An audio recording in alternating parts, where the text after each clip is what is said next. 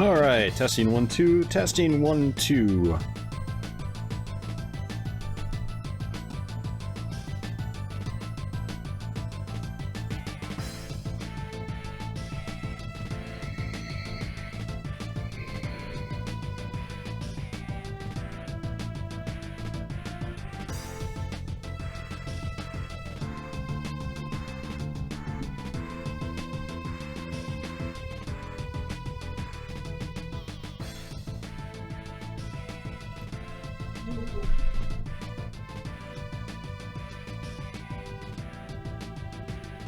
Hey, Sleeves of War!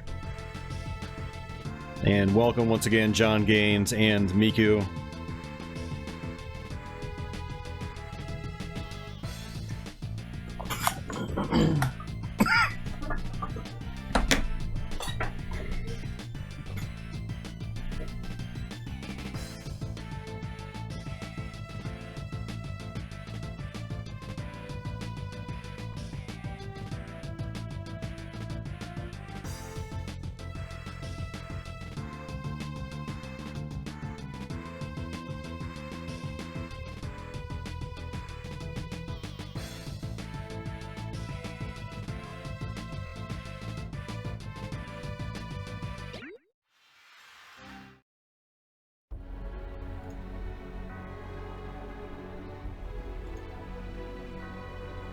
Alright everyone, welcome back to another YouTube stream.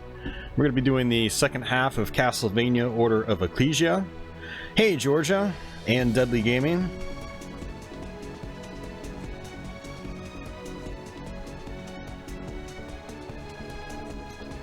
And so before we kick things off, I wanted to go ahead and run the Patreon thanks across the screen. So this is actually an old slide. I meant to update it this week, so I apologize for that. We actually did get one new Patreon backer during last Thursday's stream, the Girl Geek. So Girl Geek, if you're out there watching this archive or happen to be out there live, thank you for your patronage. I really appreciate it. And thanks to everyone else supporting this channel through Patreon. It means a lot to me.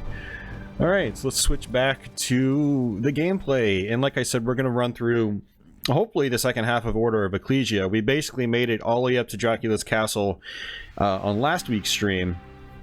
And so we're basically just going to kind of do more of the same on this week's stream. So how's everyone doing tonight? Hope you guys are doing better than me. I'm a little tired. Andy Author, how are you doing, man? Wow! Well, happy birthday, Andy.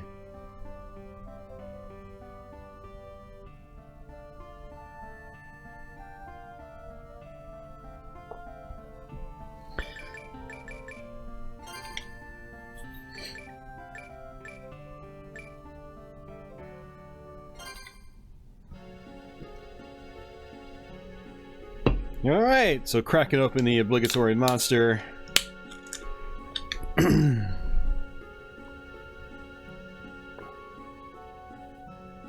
Oh. Tasty, tasty, sugar-free monster drink. Castlevania Legends. Oh, wow. That's not one you hear people completing every day.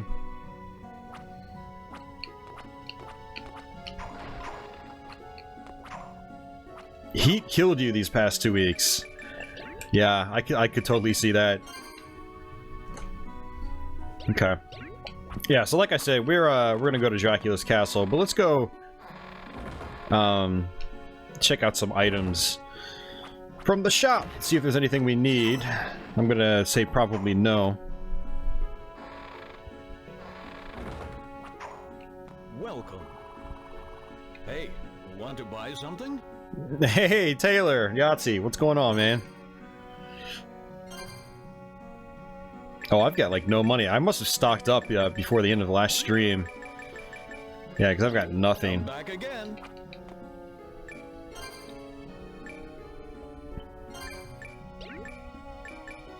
Yeah, I pretty much have nothing. That's okay.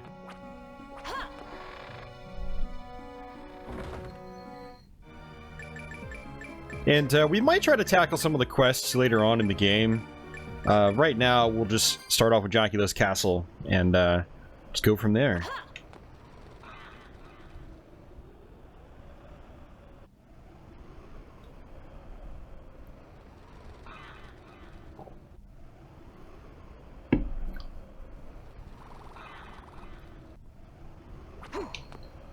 Yeah, just like last week, we're going to be basically skipping through the story and stuff like that to really just propel us forward in the game. Otherwise, we'll spend half the stream, you know, talking to characters and reading.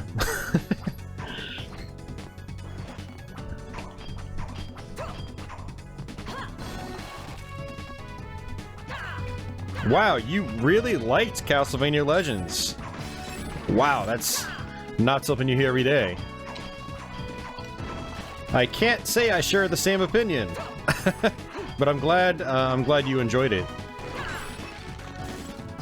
Hey, Larry G.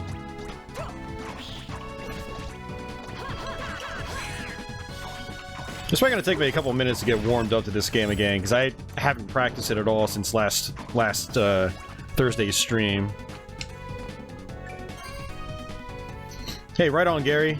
Deadly Gaming. I'll be here, man. And if you're still around later tonight, Deadly Gaming, I will be over at Twitch as well. And for anyone else interested, I will be streaming on Twitch after this. I got a bunch of PS1 imports I plan on streaming, including G-Darius, Thunder Force 5, Strider 2, and some other cool stuff.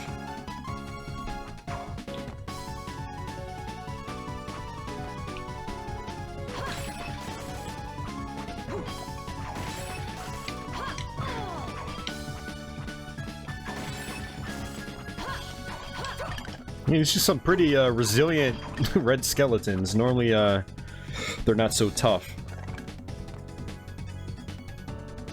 Okay, so we can't come here. The first boss we fight in Dracula's castle actually gives us an ability to get past that. Is Strider 2 good? Yes, it is good. And the great thing about Strider 2 on PlayStation is it also comes with the first Strider. Basically a port of the arcade game, which is quite awesome.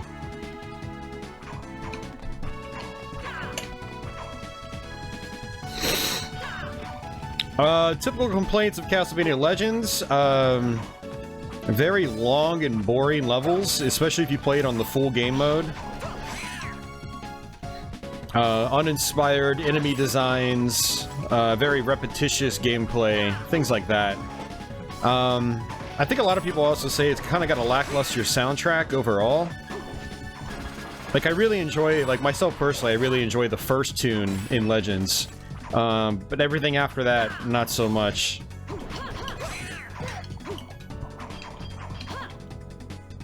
I mean, even compared to, like, the first Castlevania Adventure, which obviously has many, many issues, it's at least a short game, you know? It's not, like, Castlevania Legends will take you quite some time to get through, and by the time you get to the end, you're like, oh, jeez, is it over yet? At least that's the feeling I got. We are going to eventually visit that and do a Let's Play on it. But every time I fire it up on stream, I just, I don't really want to spend a whole lot of time with it. Like, 10 or 15 minutes in, I'm like, oh god, this is boring.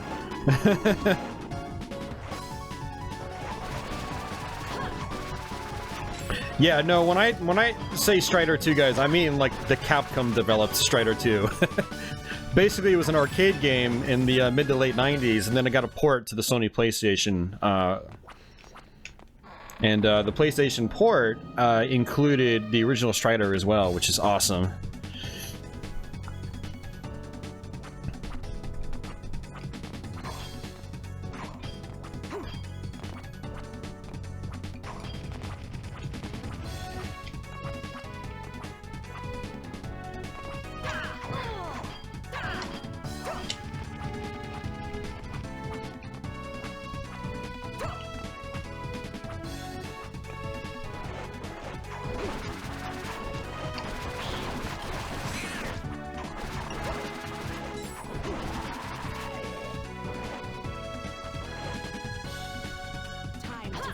Strider was a game first, yes. It was an arcade game in...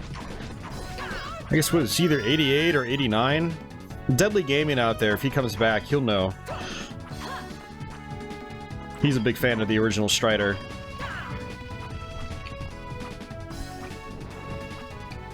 We will, Georgia. We will. I need to revisit it on Twitch and see how long it'll take me to get through the game.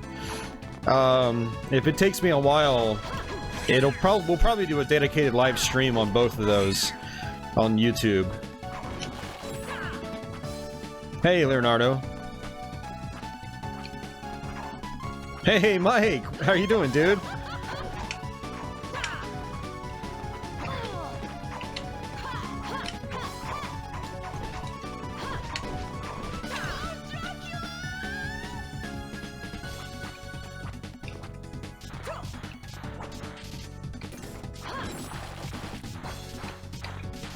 Alright, what do we have here? We got this. We got that. And this is a good one for these guys. Yeah, of the Game Boy Castlevania games, Belmont's Revenge is by far the best one. It's got the best graphics, it's got the best music, it's got the most interesting boss fights. It's just the most well-rounded Castlevania on the original Game Boy. Drinking a brew and relaxing. Nice, man. Well, welcome to the stream, dude. It's always good to see you.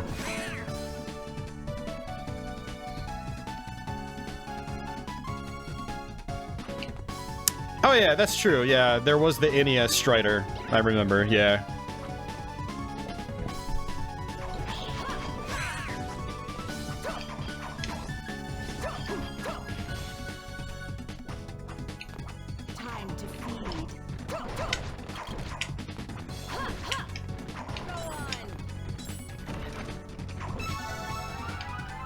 Magic points up.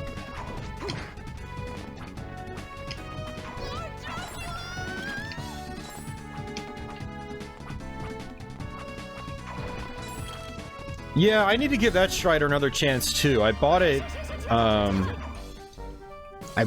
long time ago. Actually, it was when I got my Xbox One. Alright, so I basically need to wait. I need to grab his soul, and that kind of kills him immediately. This should do it. Yep. We got it. He's dead.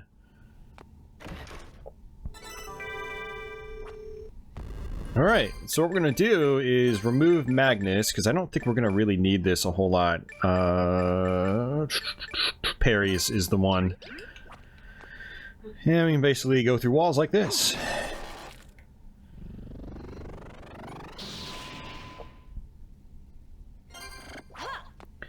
I remember some of my big complaints with the new Strider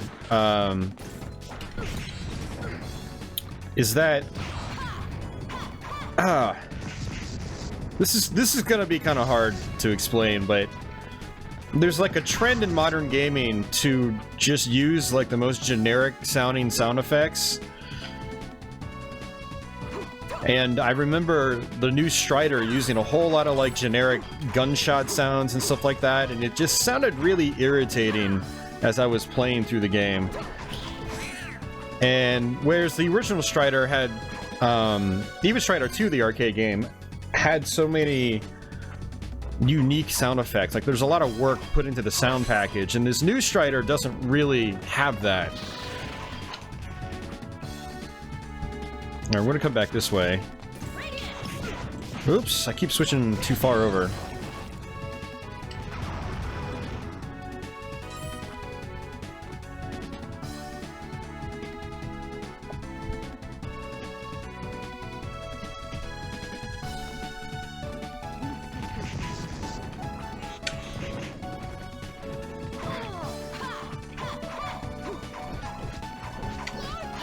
Yeah, I'm definitely gonna have to revisit Strider from 2014 and play through it over on Twitch, most likely. Or maybe, I mean, depends on how long it takes to get through it. Maybe I can just do a dedicated YouTube stream as well.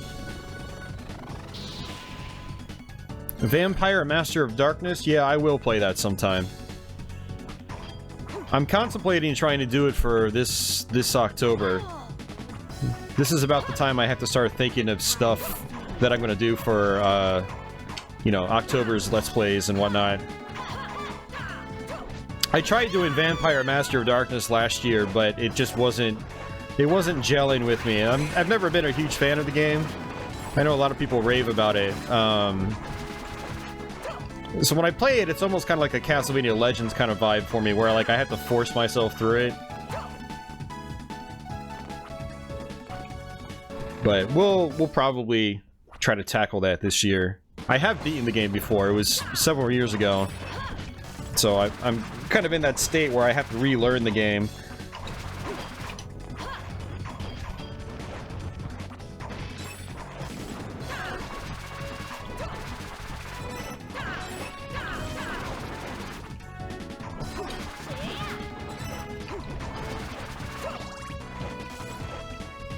Hey, Tony!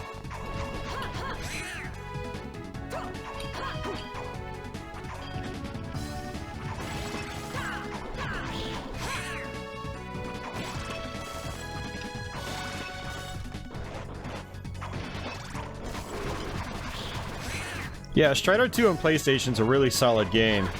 Extremely difficult, though. Extremely difficult.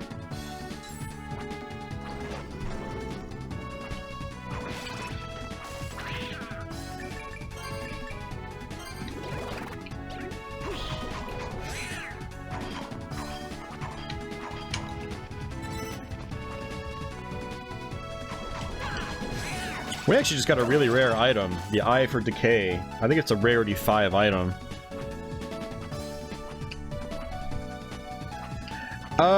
Tony, you want to go to my... I mean, if you really want to get notifications, you want to go to my channel and make sure that bell icon is clicked. And then you'll get a notification when I go live or do a video upload or something like that. And that goes for anyone else out there that likes to get notifications. I personally don't like to get notifications. I just check my subscription feed, you know, every day and check out stuff. And if there's people I know who are streaming, I know when to catch them. Like, I know My Life in Gaming always streams, I think, on Sunday nights. And like me, you know, you can always find me here Thursday night, 9 p.m. Eastern. And I'll usually go for at least, you know, 2 to 4 hours. But if you really, really want to get notified, make sure you click that bell icon on my channel, and that'll notify you. So...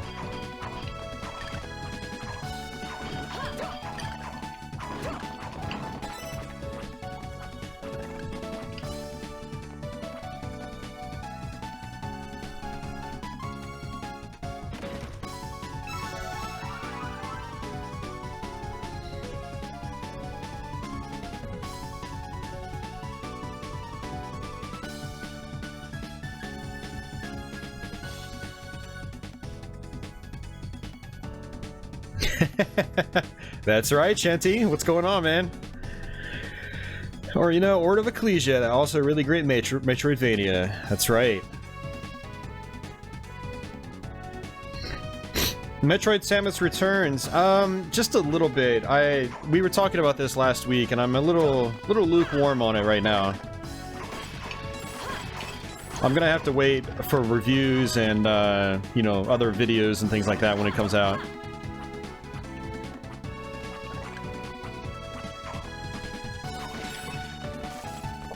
I honestly think AM2R looked amazing, and Nintendo should have just paid those guys to port it to 3DS. But I'm not the biggest fan of Mercury Steam, who's developing the other Metroid 2 remake. And yeah, so I'm cautious. My opinion will probably change, you know, once it comes out, and I actually get to play it.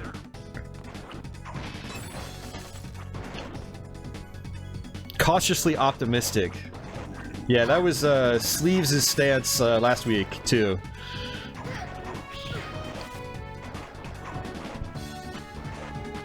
I really hate getting poisoned in this game because you don't do much damage when you're poisoned.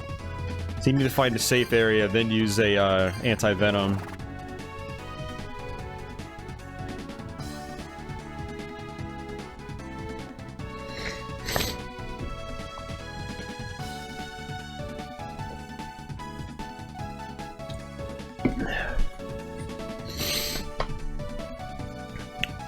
Switch did get Mighty Gunvolt Burst.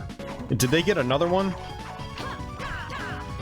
I picked up Mighty Gunvolt Burst, and it's actually pretty fun. I dig it. It's kind of like... It's an old-school Mega Man game, basically. I like it.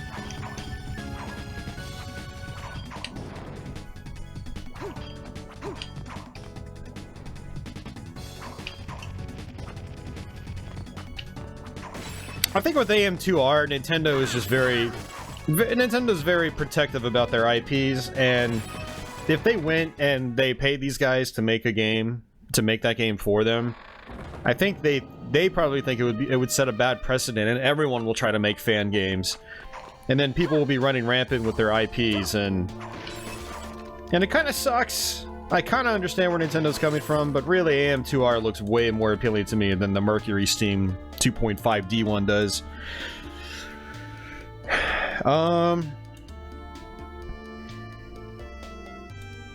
Yeah, we'll go ahead and just keep going this way. So this guy's got pretty much one of the best weapons in the game, and we're gonna use that for pretty much here on out.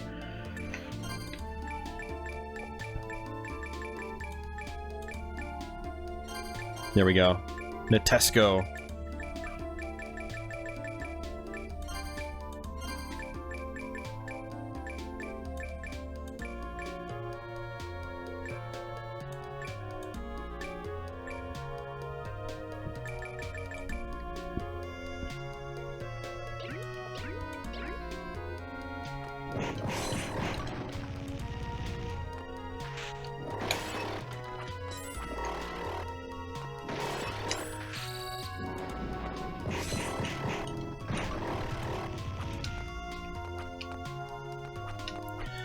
Yeah, I mean, Leonardo, honestly, everything looks kind of subpar to me, but I'm also a jaded old fogey, so don't mind me.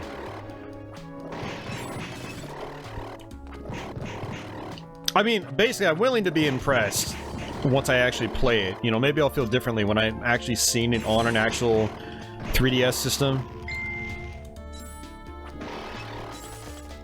So there is that.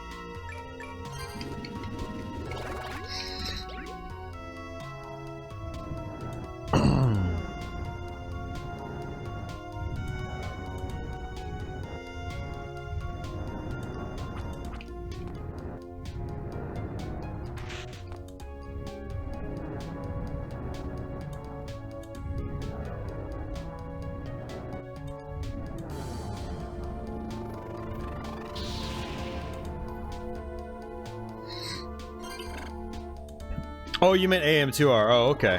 Never mind. Sorry about that.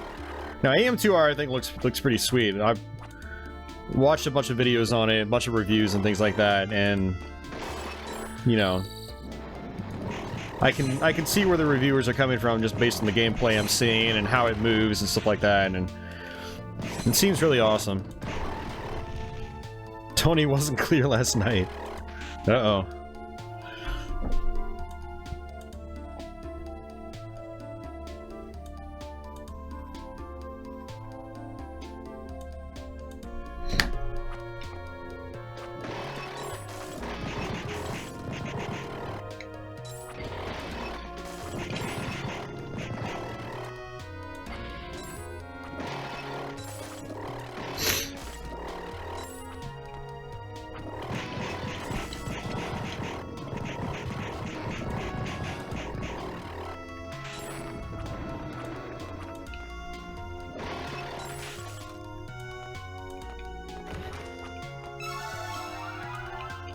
Alright, magic points up.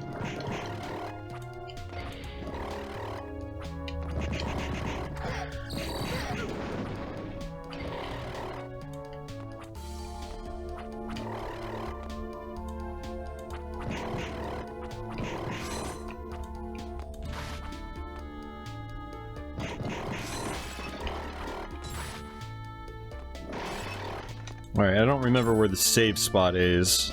Actually, we might be getting close to it, because I'm pretty sure we're getting close to the boss fight, and there's a save spot right near it. This might actually be it. Yeah. Oops.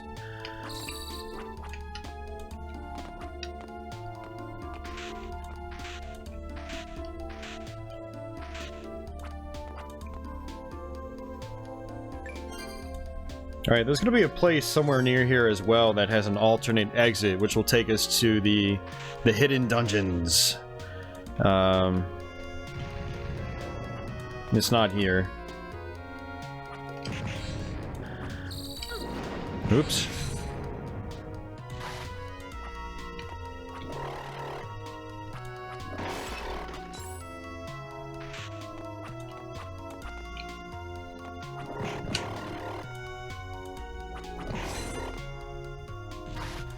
Alright, so this boss is going to be a major pain, just to FYI. We might die a few times. I will take your shadow.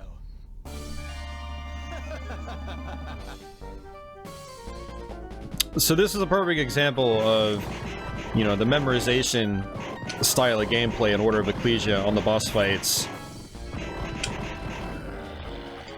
So jump.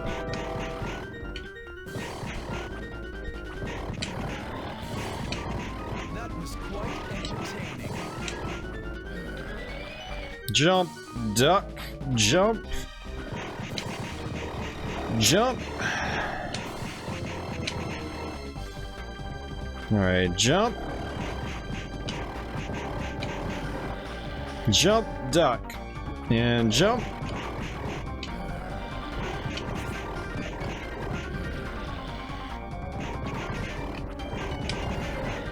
Jump, duck, jump. Oh, first try. Look at that. That's where knowing your patterns really comes in handy. So, I have lost.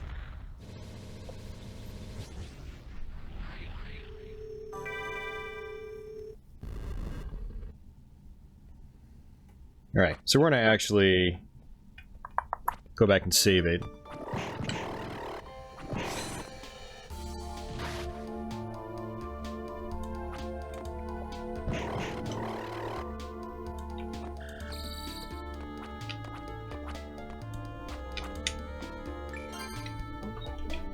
Easy peasy.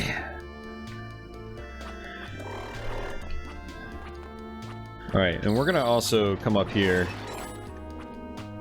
just to get these extra rooms knocked out. Whoa! Thought I killed that guy. Japanesey.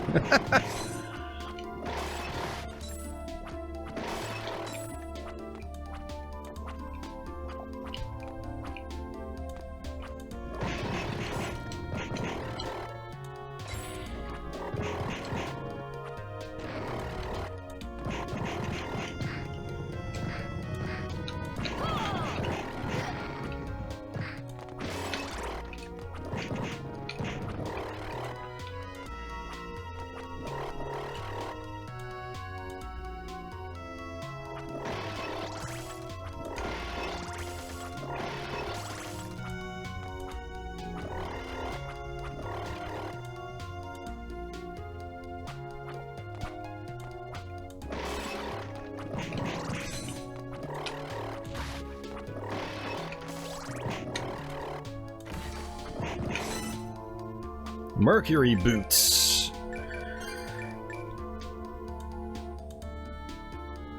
Faster movement speed. I'm good.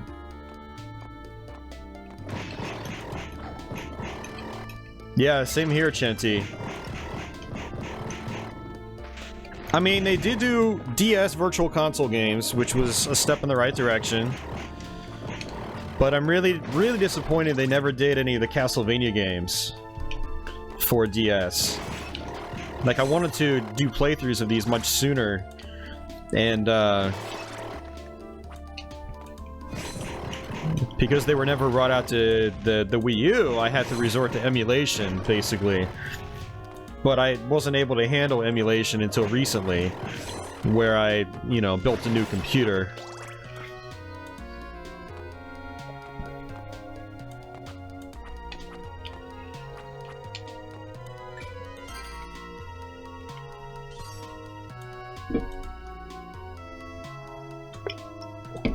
We're still making decent progress on this castle.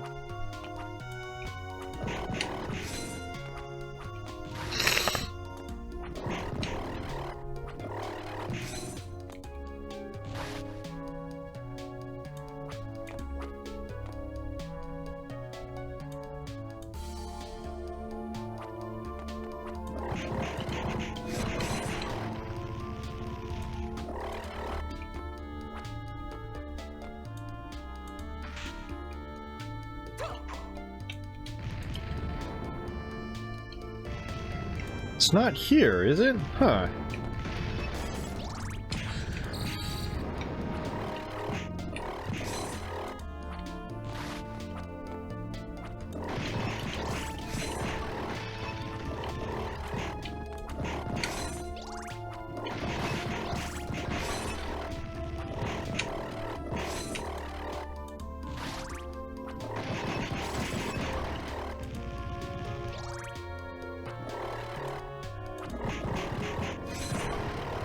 Actually, it might be here.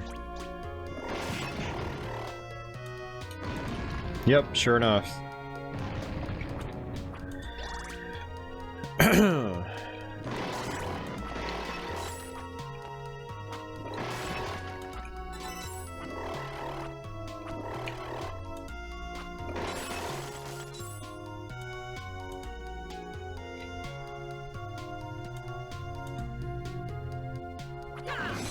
I think this is where we get the speed up ability. Is this it? No, this isn't it. Grants you, yeah, temporary boost of luck. Wrong one.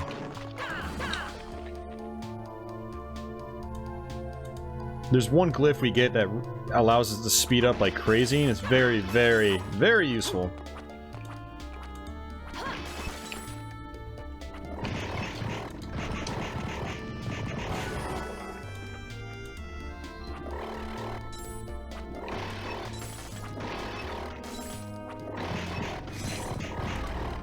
Yeah, Claude, this is a tough game compared to the other DS-Vanias.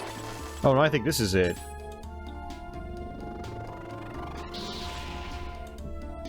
Hell yeah. This is a great, great glyph.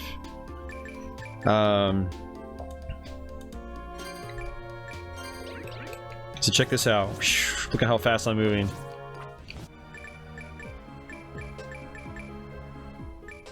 Alright, we're gonna go ahead and do the training hall. Actually, what we're gonna do is go save it. Because I'm probably gonna die here.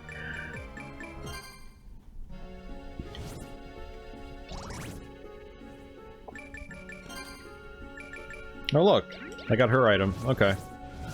Well, let's do that.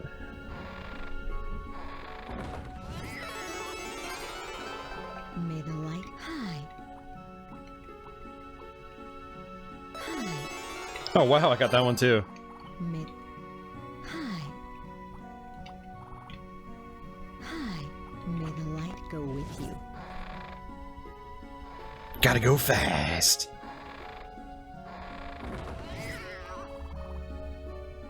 Welcome. Hey, want to buy something?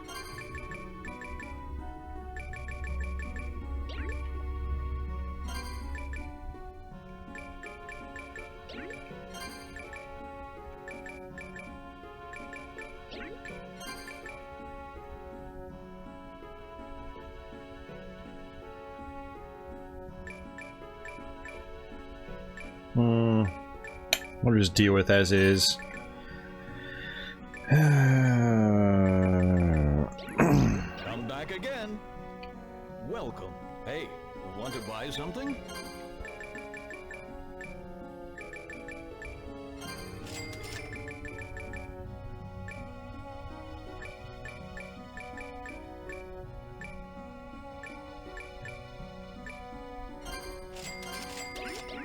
back again. Hey, Jason.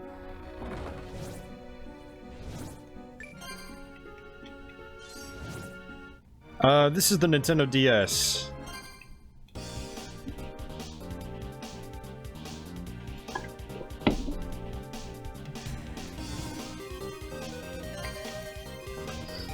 Actually, what I'm gonna need is...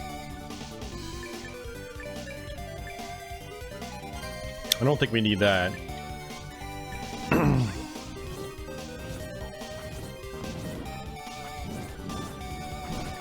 Oops, that's not good.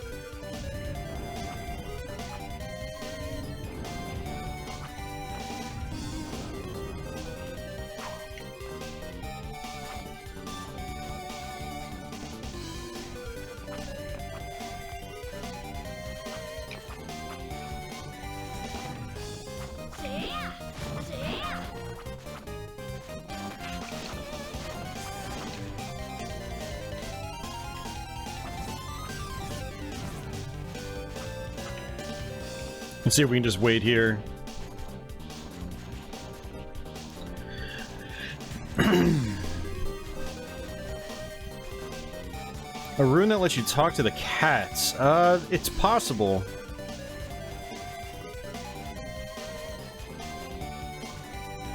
Hey, smoke. Yeah, here it is.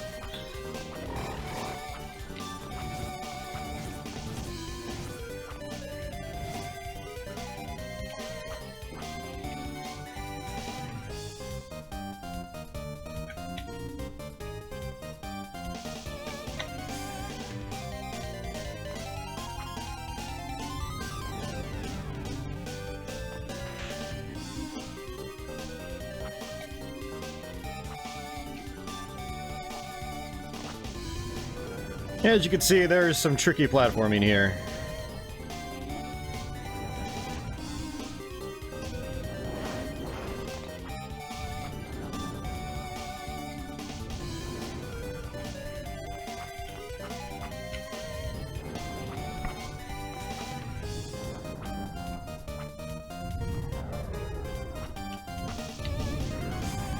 Oh, nice. First try.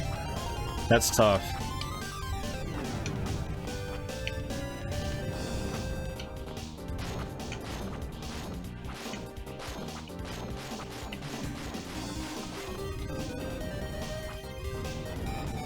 Oh, I messed up.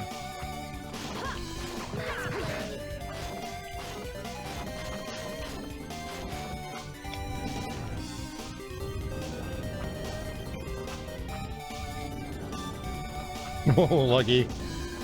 Oh!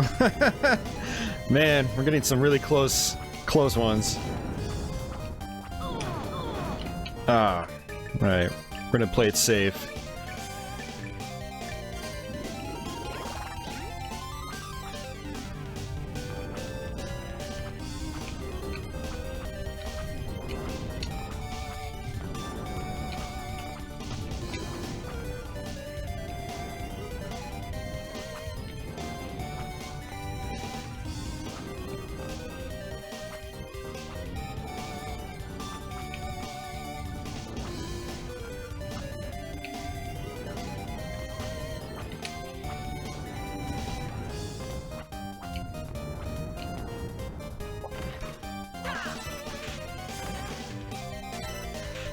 Now, all this gold ore might give us another one of our quests.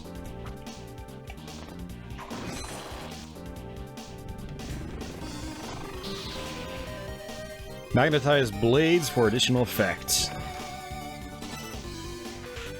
Yeah, so basically on this training arena, you can exit early if you want, but the goal is to try to get all the way through it so you can get all the goodies.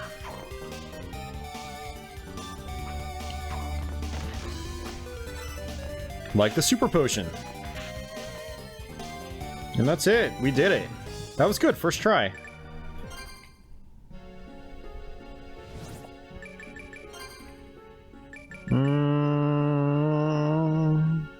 Oh, has he... We've not gotten a third quest from him yet.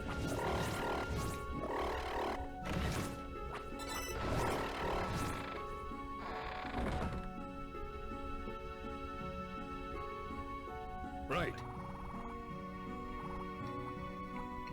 See you later. Right. Yep, there we go. Right.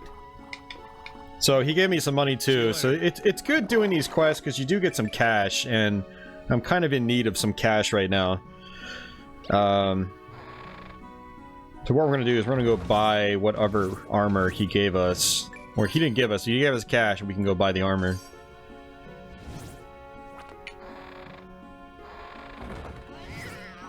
Hey, you want to buy something?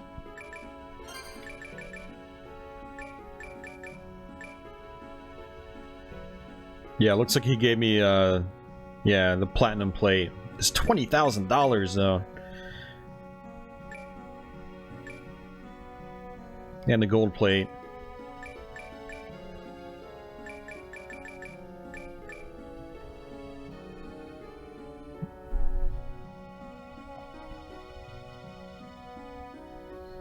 Yeah, if you're looking for the... Come back again. I didn't really check out the conversation up top. I haven't scrolled up chat, but if you're looking for a Metroidvania that resembles Symphony of the Night the most, I would probably go with Area of Sorrow on the Game Boy Advance. Dawn of Sorrow is great as well, but it's got some issues that usually confuse first-time players. And so I think Area is a much smoother experience, and it really feels like Symphony, but on the Game Boy Advance. After that, I personally say go for Order of Ecclesia, just because it feels so different from the rest. It's a fantastic game. We're gonna try this. This is gonna... No, we're not gonna try it. No, should I try it? Should I not try it? Should I try it? Nah, alright, let's die. Let's die. What do you guys say? You want to die? You want to die with me? Let's die. Because that's about all that's going to happen here. Oops.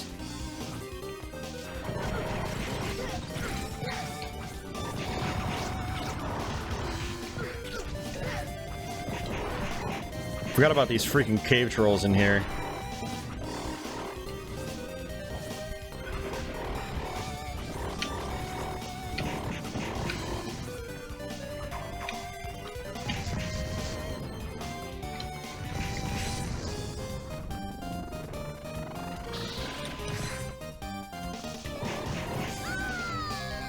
We died.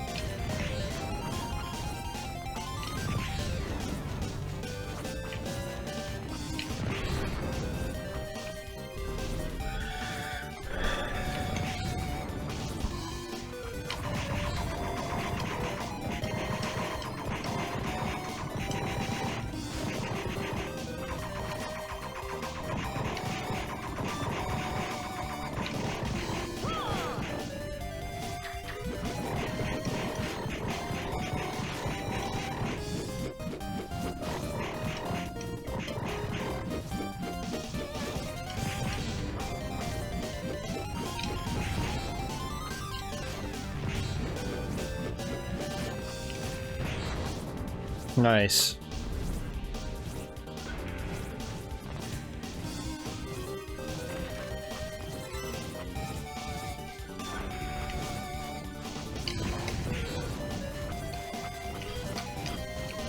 Shoot.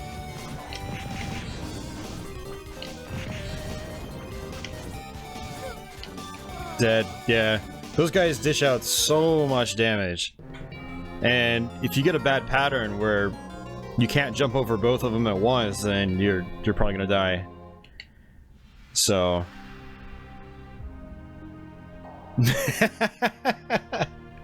that's not the intention, Sleeves, but if that's how I come off, I guess I can't help it. But I still died, so I failed. I'm a failure. I gave this fucking low. All right, let's go back to Dracula's castle. Actually, what we're gonna do is I'm gonna go get some items first. Oh, seriously?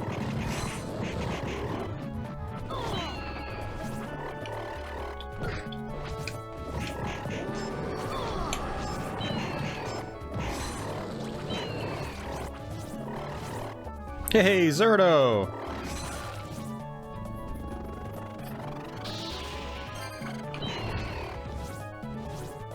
Hey, Girl Geek, what's going on?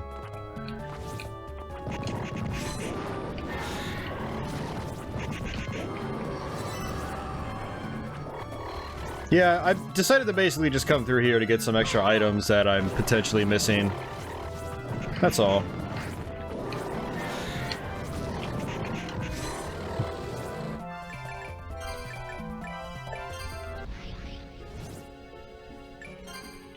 Hey, MT Shark.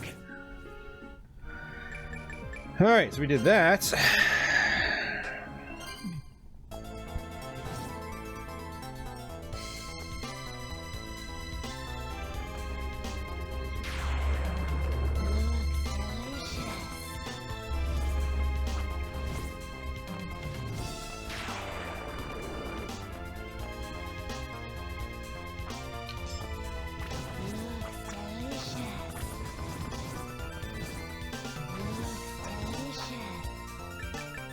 I actually don't think there was anything here I needed. Actually, that was probably where that cat was. Oh, good day.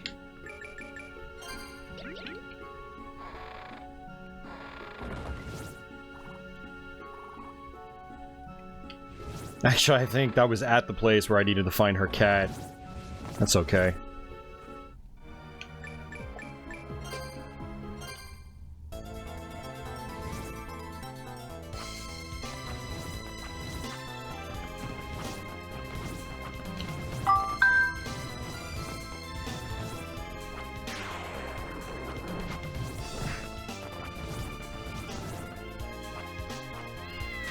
Yeah, he's here. There he is.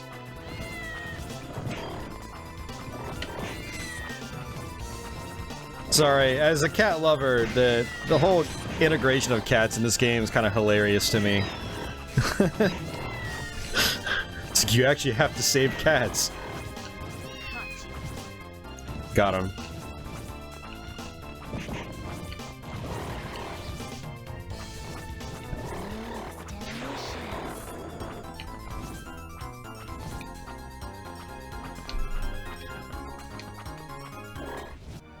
Alright, good stuff. Did she give us the crow quest already? Let's see.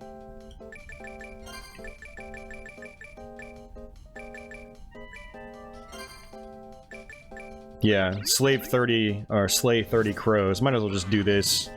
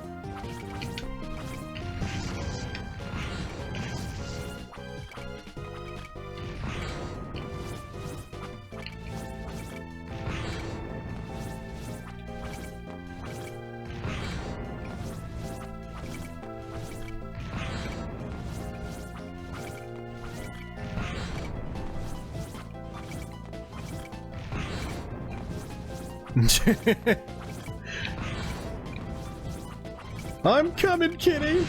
Just wait for me!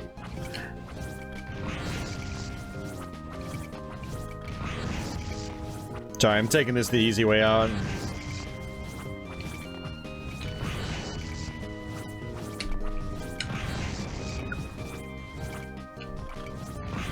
I think we're probably almost there, so I have to kill 30 crows for this quest. I figured since I've got this fast glyph, that I'll go ahead and take care of some of the quests. Because I can just bolt through them really fast. Actually, I need to go back. Because, I got the camera, right? Photo 2, Poor Photo, Jersey Devil. Yeah. Actually, I need to be here anyway.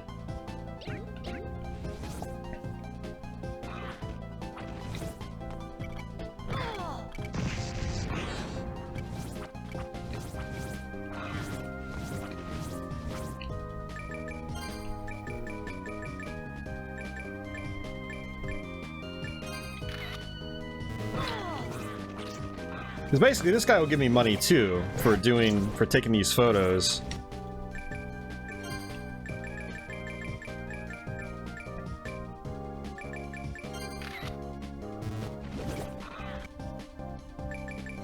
This isn't gonna do it.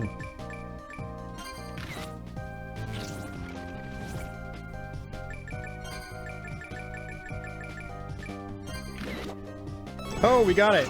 Very nice. So the cave trolls do some of the most damage in the game. Alright, so I think what I actually want to do is go back here, but come back from this side. I don't remember where the Yeti is.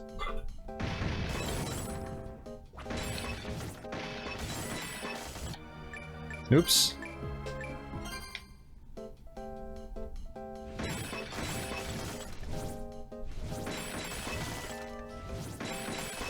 Hey, encrypted printer, what's going on? I didn't see you out there.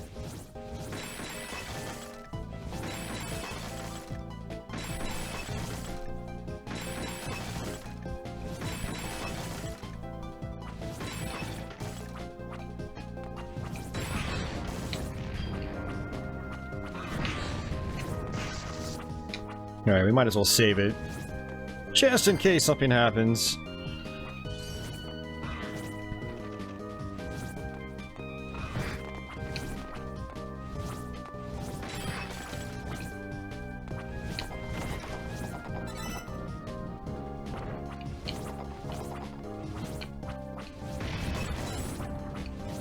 I think I might actually be going the wrong way. Whoa there! Hello, spikes! It's okay, we're not on the hardest mode, so they aren't going to do a whole lot to me.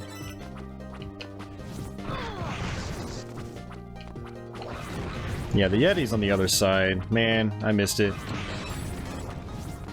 But that's okay, because I can teleport over. I am a teleporting monster.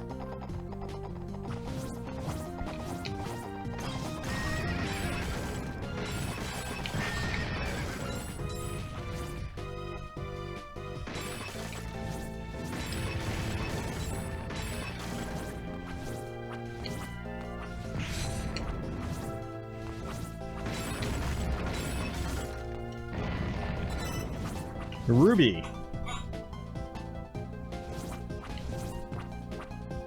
No, where is he? See, he's got to be in the middle one. Ah, crap. Right. Actually, we needed to be here anyway, because I wanted to go through those walls as well.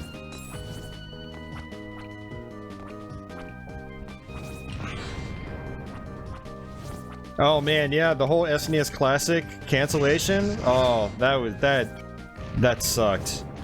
Because I actually got a pre-order in. Tony notified me about it while I was streaming on, I guess it was Friday night? And so I was actually able to get a pre-order. And then yesterday I got a notification that it was canceled. It's so aggravating. Because now I have little hope that I'm going to actually be able to get one of them. And you know, the NES Classic I could do without, because there, you know, pretty much anything in there I could just play on a flash cart. But with the SNES Classic, there's stuff that I can't play on flash carts, and so yeah, really disappointed. Star Fox 2, you know, Kirby Superstar, Mario RPG, stuff like that. Got some Moonwalker shoes, apparently.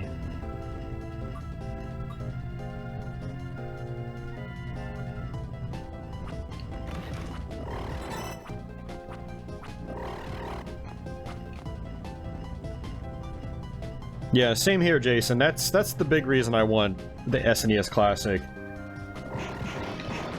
I mean, I can get a reproduction of Star Fox 2, but it's gonna cost me the same as getting an SNES Classic, so might as well get the SNES Classic. Bam! Yeti ass! Hi, my name's Shanoa, and I take the best kinds of photos.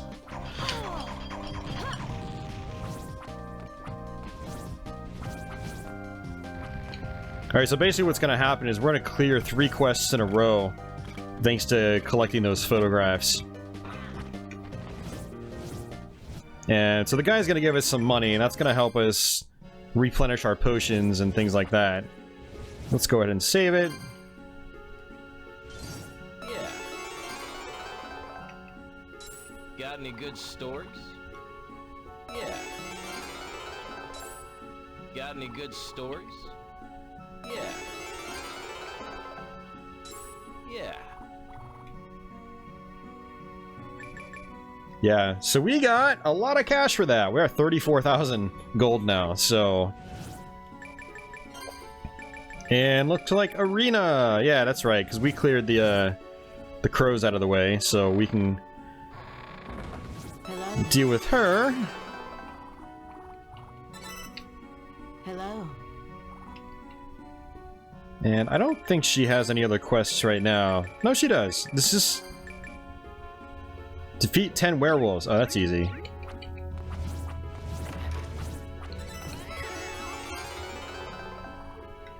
Hello? Oh, sorry, we gotta get that mouse now. Ah, I totally forgot about that.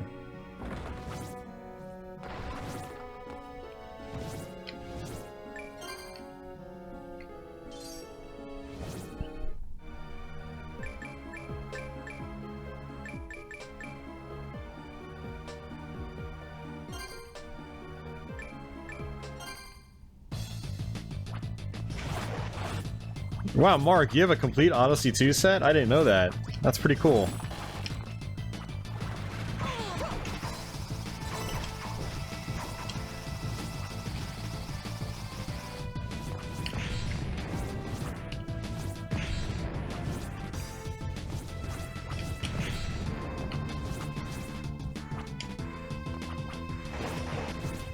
So basically there's a mouse here.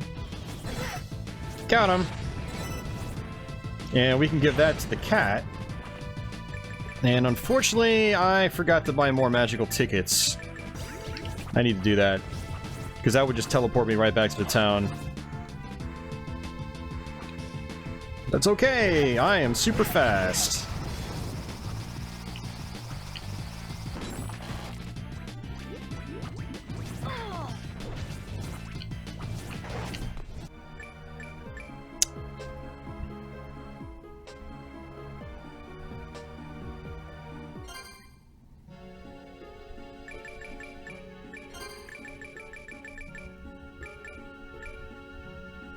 That's right, the old lady. Oh, I haven't talked to her yet.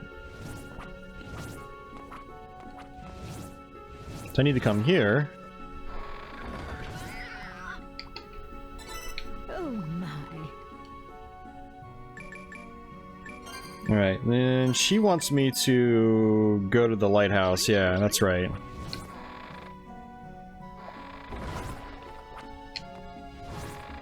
I told myself I wasn't going to do these quests, but then I realized that I can do them so quickly that it doesn't really matter.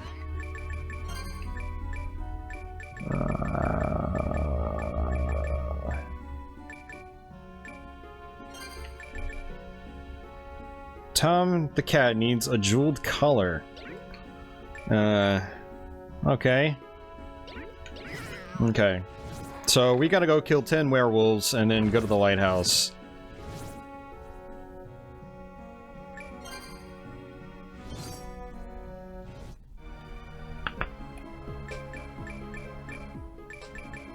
Alright, werewolves are here.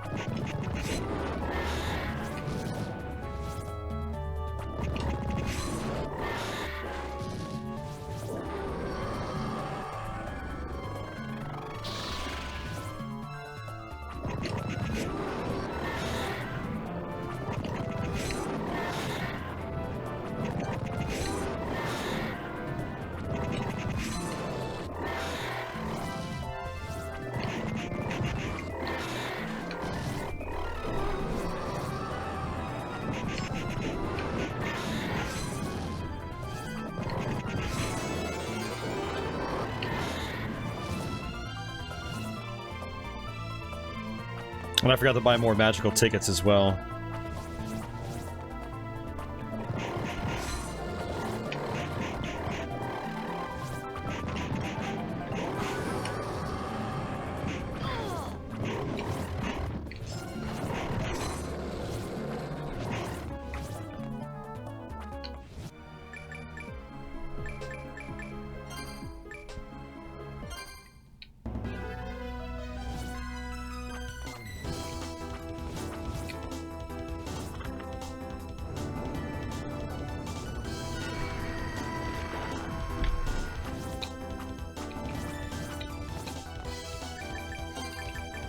Alright, so we need to use the sketch pad. Sketchbook.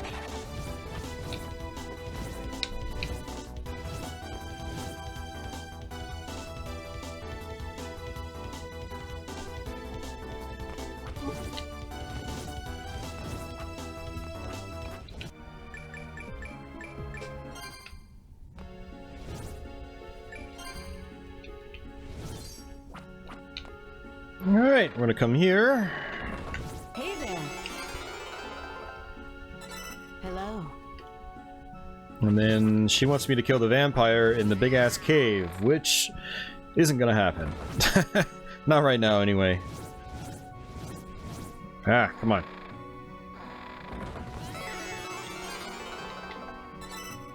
My. Okay, so now if I recall correctly, she wants me to draw the waterfall. And the waterfall is here.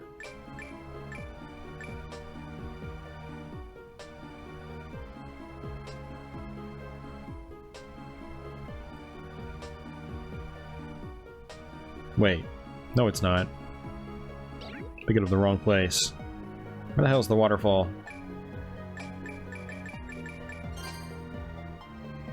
Here.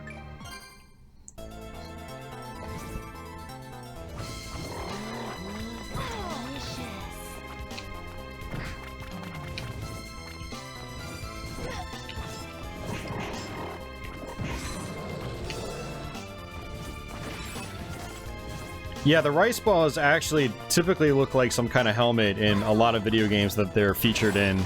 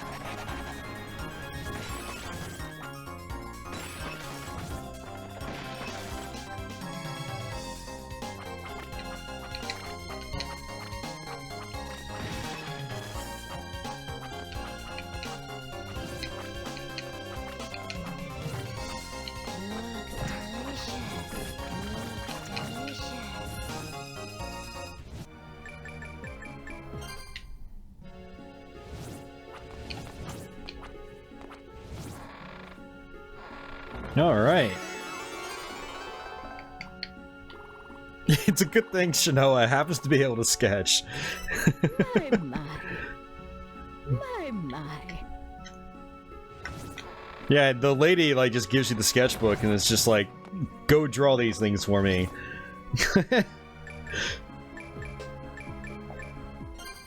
And considering the story is that Shanoa basically lost her memory, it's impressive that she still remembers how to draw to begin with.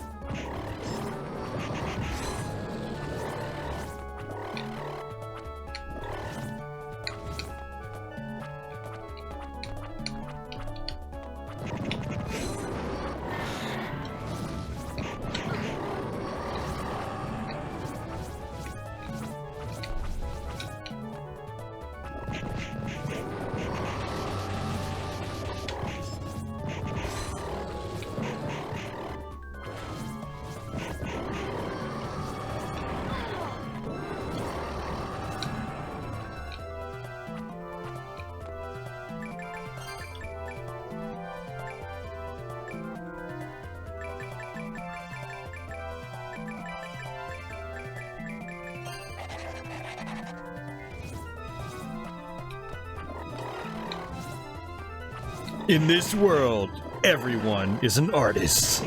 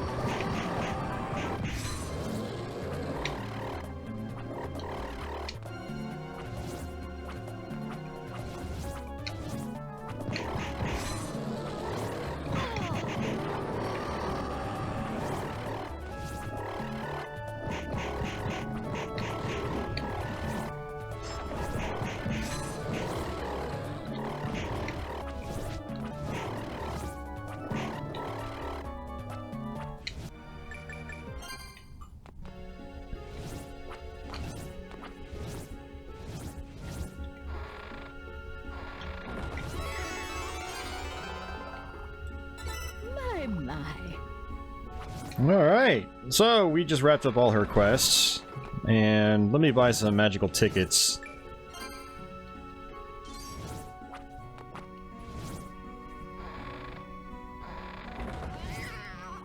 Hey, want to buy something? Yes, I would like to buy something. Lots of things, actually. Like all of your potions. And some of your tonics. And perhaps some more anti-venoms. And some corn soup. Some minstrel sounds okay as well. And I think that's pretty much it. Come back again.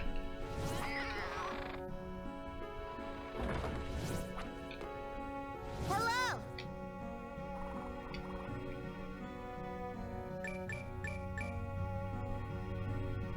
The plot convenience amnesia.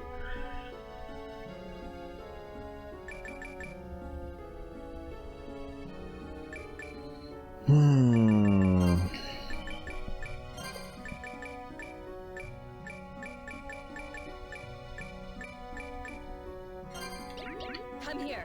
Hello.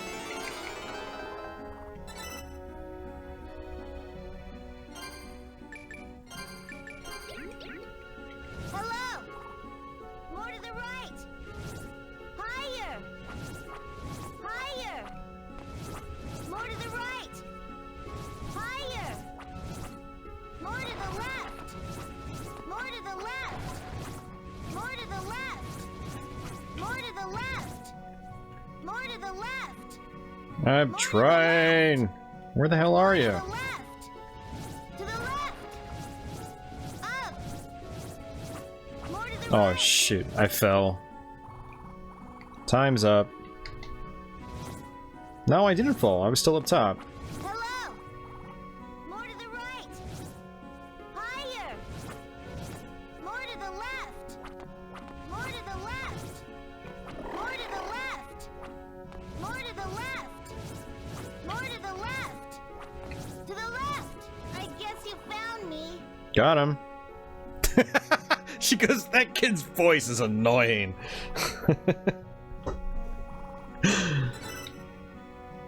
Alright. So we wrapped up his quests. I think that's pretty much it. Yeah. Bring me some horsehair, if you don't mind.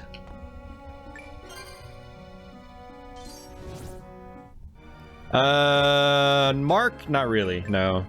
I couldn't care less, honestly.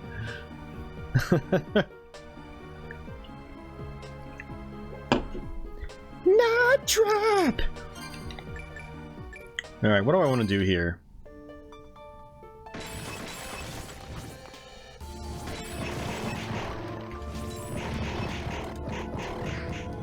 Ow.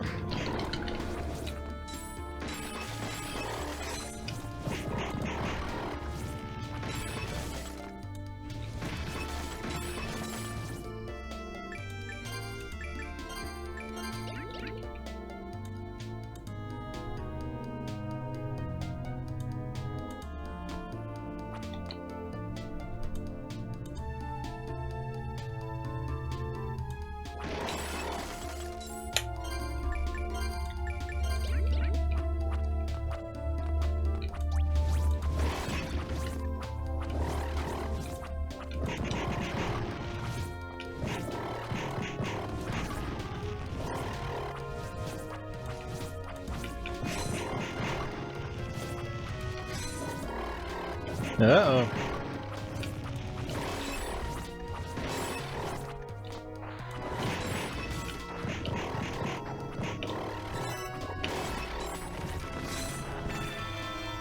Heart max up.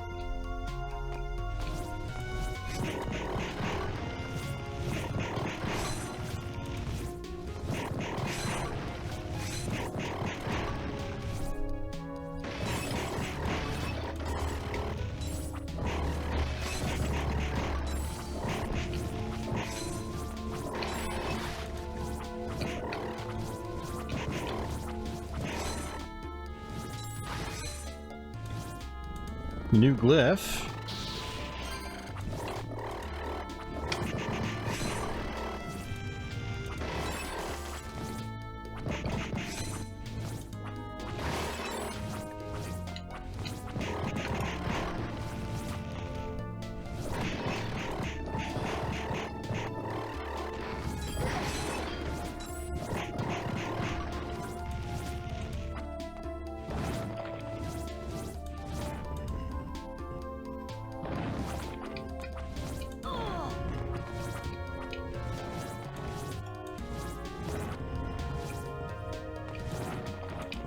Oh, I can't make it.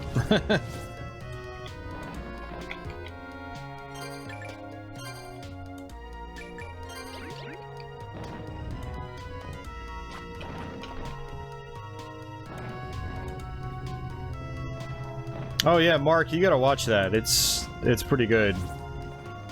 Ow.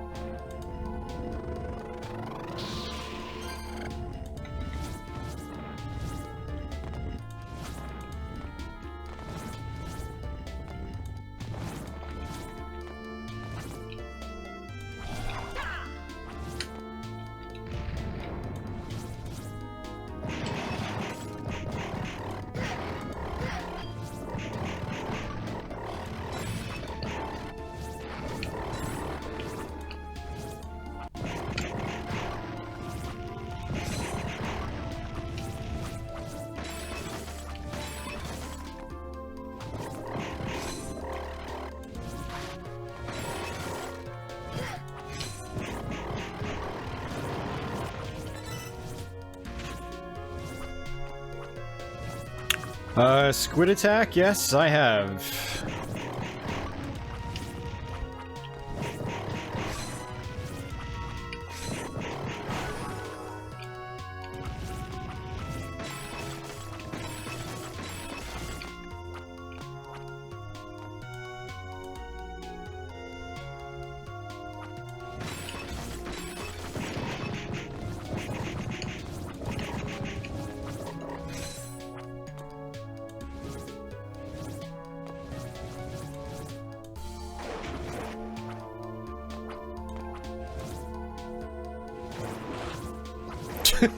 Lower the grades in the database after fixing the server.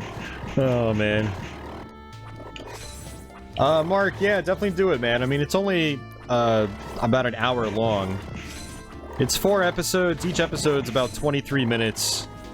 Yeah, not even 2 hours. It's just, like, just a little over an hour.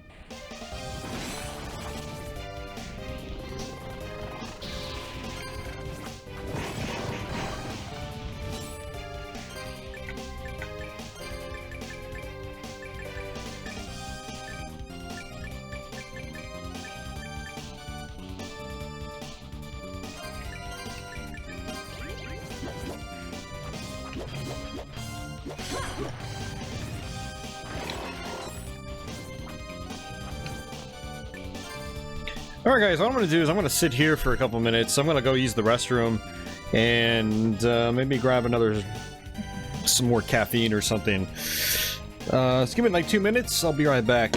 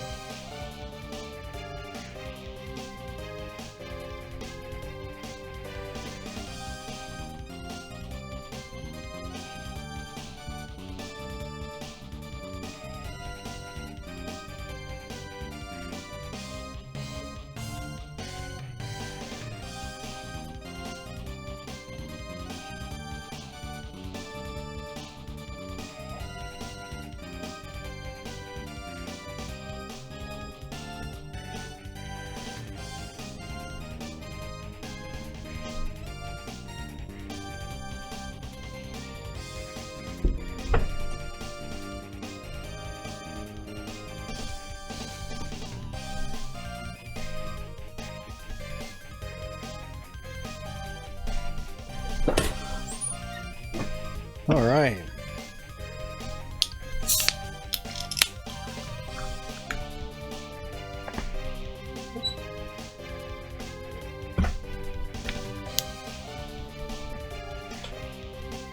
Hey, Major Havoc, don't worry about it, man. Take your time. Take your time.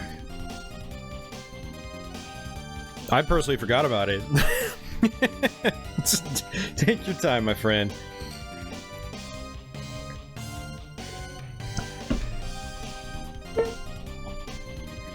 And, just to give everybody a heads up, Tony sent me a care package this week and donated a very specific Castlevania game for the Sony PlayStation that is not Symphony of the Night, that we will probably revisit as a Let's Play in October. So thank you, Tony, once again, man. That was super awesome. Can't wait to sit down and play that and practice it again, and yeah. Is there pizza involved today? There is not, actually. I actually picked up a 6-inch sub from the grocery store. So I'll probably munch on that after this stream's over.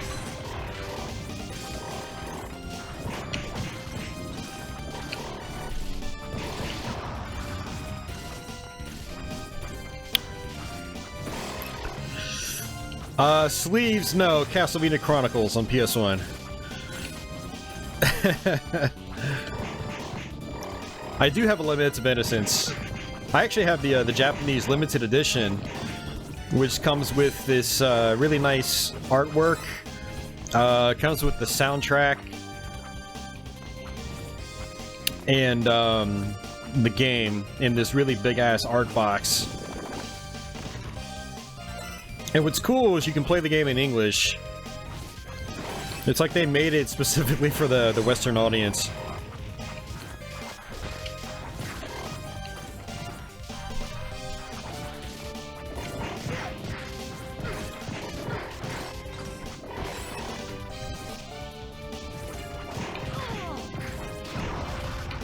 Man, you guys are really making me want to eat some pizza. You're a dangerous crowd to be around. Oh, come on.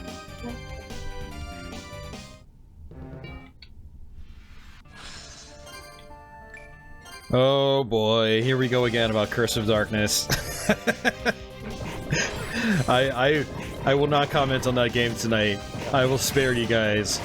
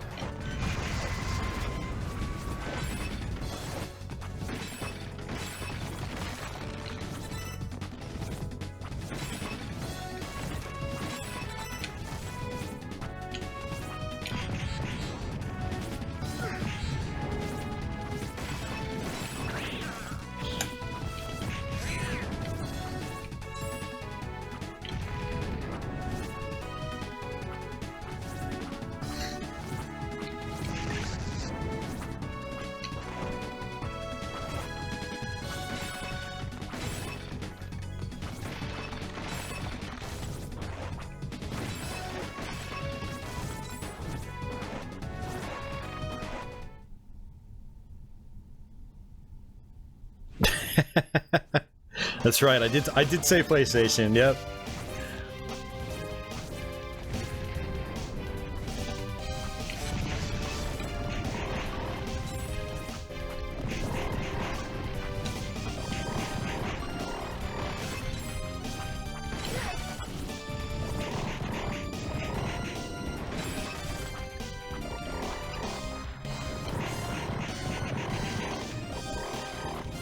It's a really cool looking sky.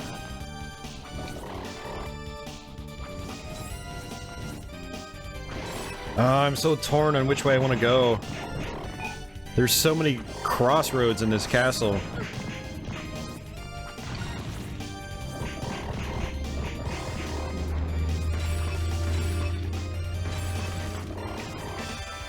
But I also want to minimize on backtracking.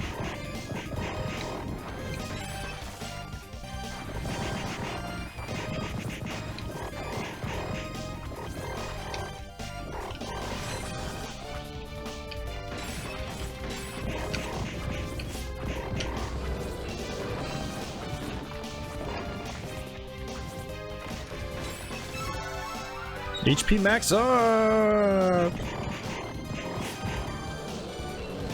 These dudes are actually worth pretty good experience, if I recall correctly. Yeah, almost 300.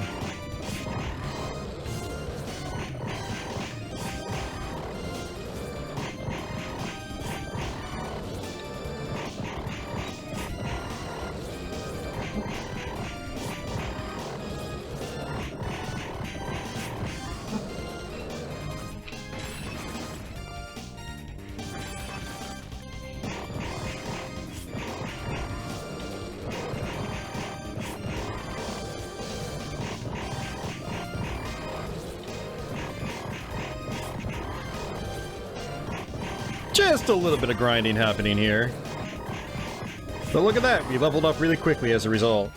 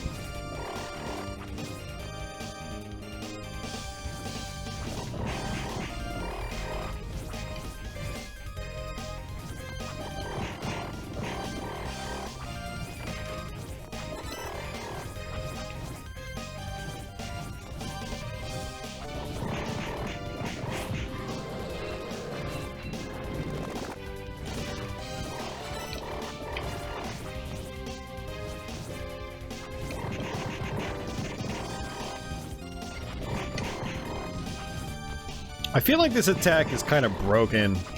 It just makes everything so much easier.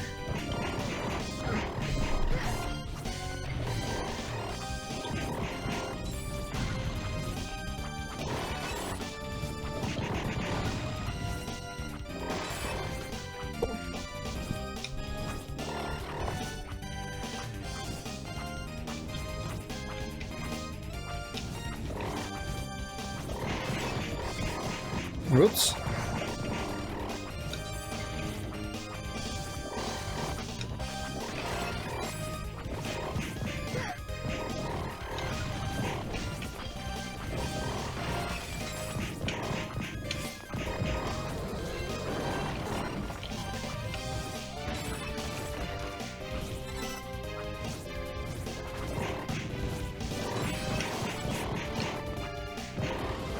Okay, so this is the next area of the castle, so we're gonna go back because there's gonna be a boss fight.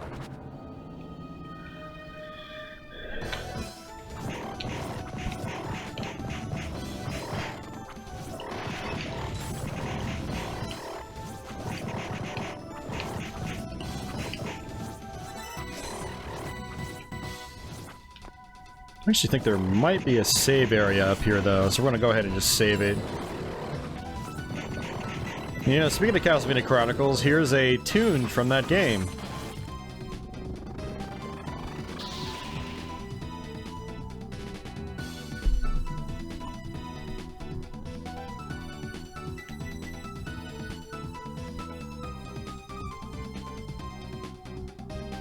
You don't hear it. Illuminate! Illuminate! Illuminate!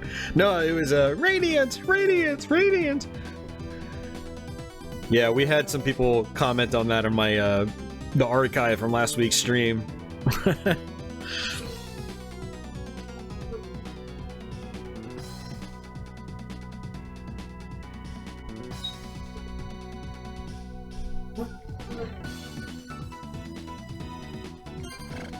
Yeah, Gary, I wanna play Curse of Darkness on through RGB on the Xbox. Or hold on a second. I need to check it. Ugh.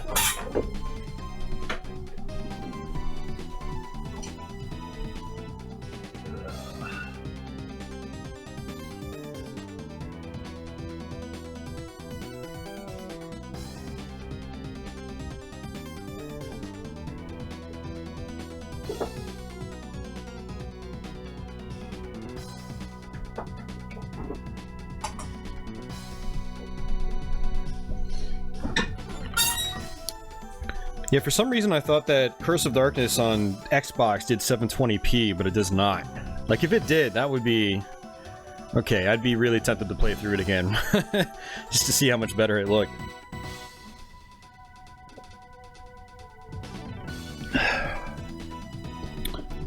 Girl Geek, what's the beer called that you're drinking?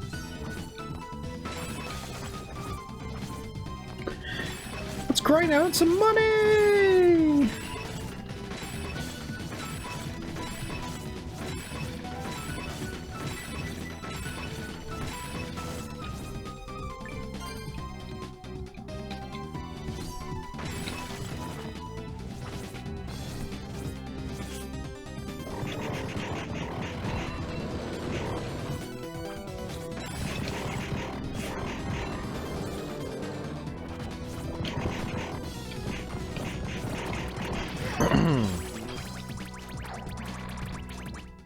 He basically sent me out the door. Oh, not your father's mountain ale. Okay. Don't they make like a root beer variant of that? Like not your father's root beer or something like that? I've had that.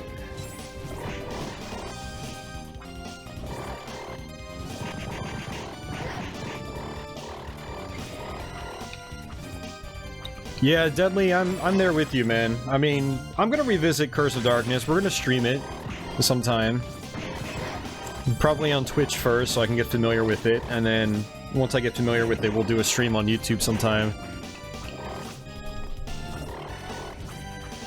No, Claude, it just means you love Castlevania. And there's nothing wrong with that. Yeah, I said I wasn't going to speak about Curse of Darkness, but I already mentioned this last week, but I'll say it again. Curse of Darkness, well, aside from Castlevania Legends on the Game Boy, was the first Castlevania I had to force myself through to finish. I see where a lot of the replay value is, though. Like, if you're a completionist, I think it's kind of a cool game, trying to level up all your familiars and stuff like that. But I thought the core game itself, like the environments, the castle progression, was just all very, very mundane, unfortunately. Obviously the story wasn't very good, there wasn't enough variety in the actual combat itself, not speaking strictly of the familiars. It was just very mediocre, and, a lot of people shared kind of the same opinions as me at the time. And even, like, the press thought it was kind of meh as well. Which was unusual for Castlevania. I mean, it's bad when you rate a game lower than Castlevania 64. Which, mind you, Castlevania 64 actually got pretty good reviews back in the day. And Curse of Darkness was much lower than that.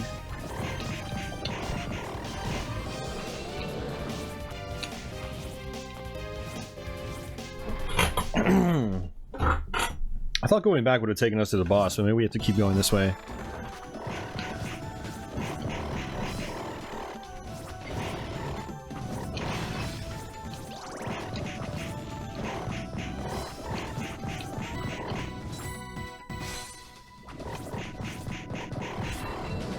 You know what's funny about Lament of Innocence is a lot of people complain that it was just one big square room after another, which is a totally valid complaint based on my revisitation of the game in the last year. Curse of Darkness was like one long rectangular hallway after another. It's like they took the complaints from Lament of Innocence, and instead of fixing it, they just stretched out all the rooms to make them longer. It was just, you could tell the project was probably rushed, unfortunately. It didn't seem like they you know, put as much effort into Curse as they did the previous games in the series. Viper Acid loves this game. We love it too.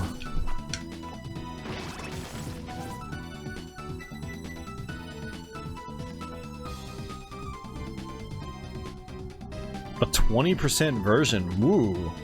That sounds heavy. I like that. Alright, so we're gonna have to...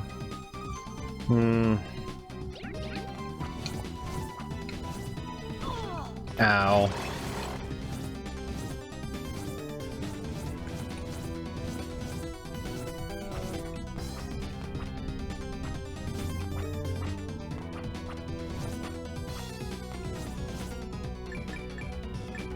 But yeah, Claude, I mean, I can see why people do enjoy it. Like I said, like one of the things I like to do in the DS Vanias and the Game Boy Advance is try to grind down on every enemy, get every single item, you know, get 100%, and that's a part of the experience for me. Particularly after I beat the game, I'll usually go back and get all that stuff. And Curse of Darkness seems like a pretty good game in that regard. But the core game itself, leading up to that end, was just, to me, very, very mundane. But if you're trying to level up all your familiars and get all the items and stuff like that, it seems like it would be a lot more interesting. And so, like, I see why people like it. And I'm definitely going to give it another try. You guys are definitely going to see me stream it in the future. So...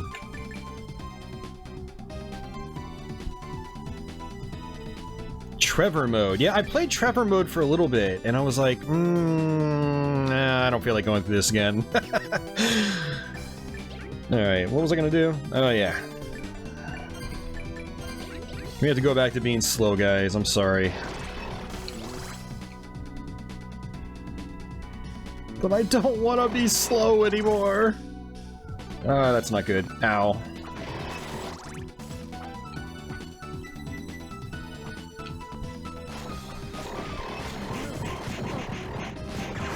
Yeah, same here, Deadly. I feel the same way. Yeah, I think it's cool that people dig it, but I definitely don't. Some more power to you people that do dig it. I mean, my opinion could change with a revisit, but I mean, I've gone back to the game over the years and I've always felt the same, so I don't think my opinion is going to change a whole lot, but there's always a possibility, you know, I might see something that I didn't see before and I'll end up liking it a lot more. You know, the thing about some games is that you need to consider what kind of mood you're in when you're playing them. And so it definitely doesn't hurt to go back to games down the road that you originally didn't care for all that much. I mean, I basically rediscovered a lot of games that I didn't like back in the day, that I do enjoy now, you know, going back at them with a fresh perspective. And in the case of a lot of these games, a lot of these are retro games, so like, in some cases it's been a long time since I last played them. And, you know, I've improved a lot as a player, you know, my tastes in games have evolved. I should say matured, and so things I might not have understood when I was younger come off as being interesting to me now. So it's good to go back and revisit stuff that you didn't like. It's also good to go back and revisit stuff you did like, because there's a lot of cases where you go back and you're like, oh, I don't like this as much now. You know, now I see all the flaws. Doesn't mean you can't still enjoy it, but you know, it's just a part of growing in the video game hobby.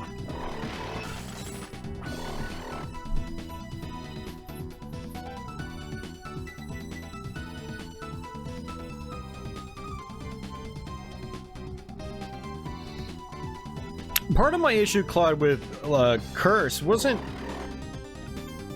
inherently just how the weapon system works, but like the weapons to me didn't really feel all that satisfying. I remember using the rapier the most, and it was just like a simple 1, 2, 3, 4 combo for most of the game, and it was just like, I don't know. Very simplistic.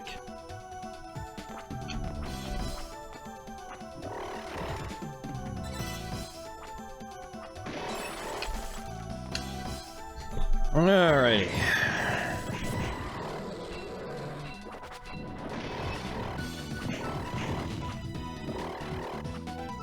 Yeah, sleeves. I totally agree. Yeah.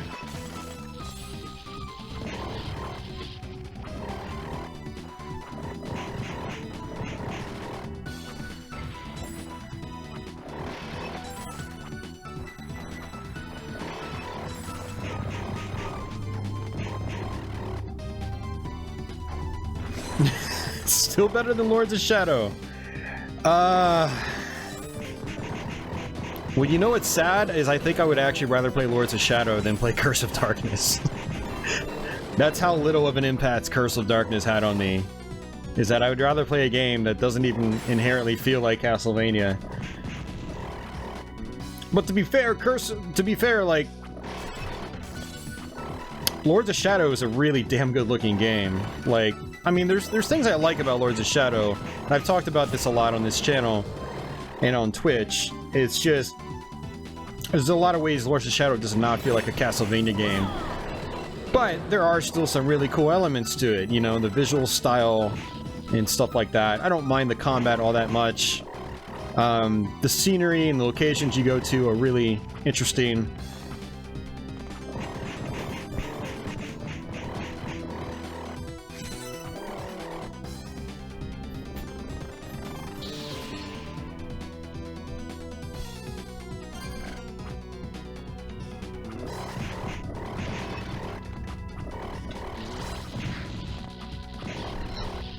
Well, you know, it's funny you mentioned that, Sleeves, because in some ways Curse of Darkness, not Curse of Darkness, God, I keep saying Curse of Darkness. In some ways Lords of Shadow 2 feels way more like Castlevania than the first one does, because there's much more of like that demonic castle scenery that you're in. Absolutely wicked boss fights, you know. And you're playing as basically Dracula at that point. And the way he attacks, the way the gameplay is faster, it feels more like a Castlevania game. But then there are those parts where you're forced into the modern day. You're defeating like zombie military dudes in tanks and stuff like that. I'm like, what?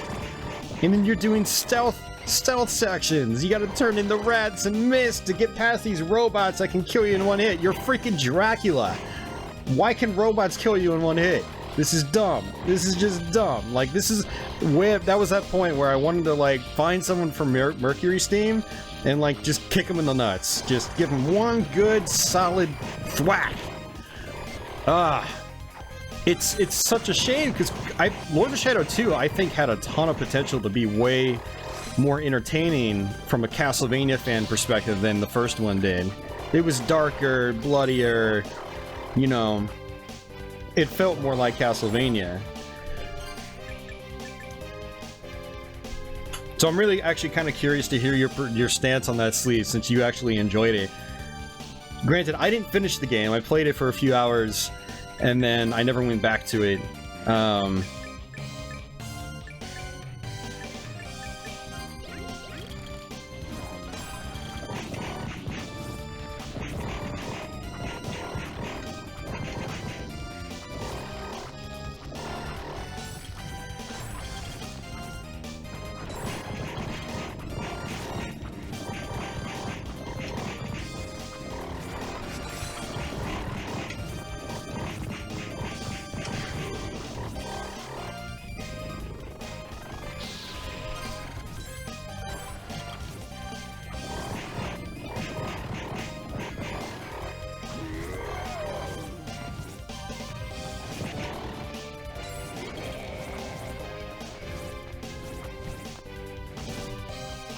Alright, where's my safe spot at? Come on.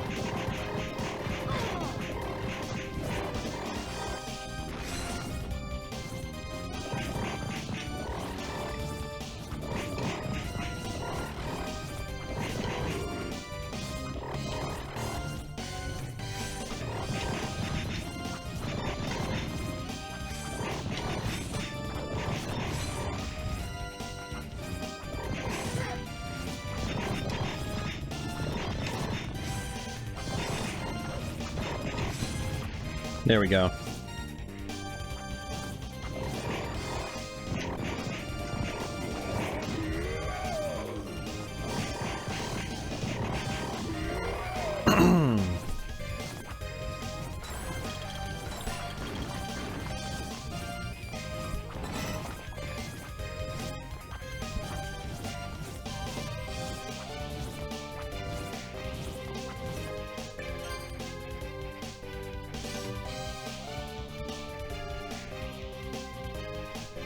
Yeah, one of my big issues with Lords of Shadow Part 1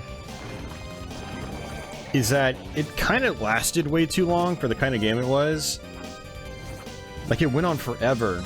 And then too many puzzle sequences that were confusing as all hell that they just really stopped the flow of the gameplay and the progression. And, I think a lot of the puzzles in that game, I had to use the auto-solve function, which that was just really annoying to me. But I mean, like I said, I did enjoy the combat. I did enjoy a lot of the environments and stuff like that. I even like the story. You know, so there are things I do like Lords of Shadow, don't get me wrong. I just didn't like it as a Castlevania game. And Lords of Shadow 2 to me was going more in the right direction, and then they just kind of borked it with some really awful choices. But I think they kind of screwed themselves in a way by ending Lords of Shadow 1 on a massive cliffhanger that basically forced it back into the modern day.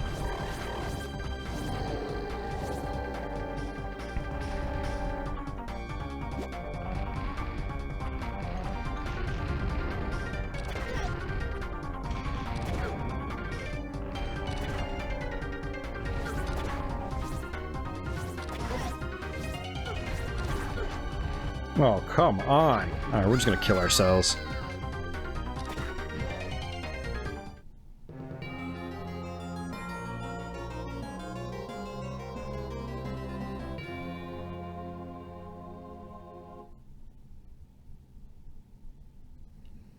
Yeah, Viper Acid, you should give it a try. I mean, some people really love it.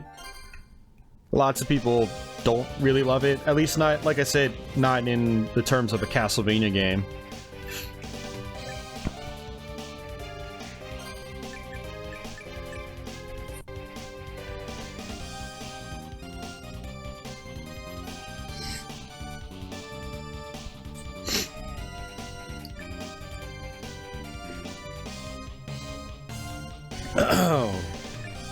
Yeah, Sleeves, like, I'm with you on that one, but in that case, I just wish they didn't call it Castlevania. You know, it was something they could have easily just fixed. It's just, they could have just dropped the Castlevania name, and they could have just called it Lords of Shadow, or something Lords of Shadow, and it would be a brand new franchise. And, you know, what's funny is maybe the series would be in a better position right now if it started off as a brand new franchise, instead of trying to jack the Castlevania name. Or maybe drop the Castlevania name but still have it in the same universe, and have it somewhat related, still use the same character names, but just make it apparent that it's not like a canon Castlevania game, and you shouldn't expect, you know, Castlevania from it. You know, you might get Castlevania-like things, but it's not a Castlevania game, and it was a really simple thing they could have done to just completely avoid the whole situation where, okay, now we got a Castlevania game, now people are going to expect it to be like Castlevania.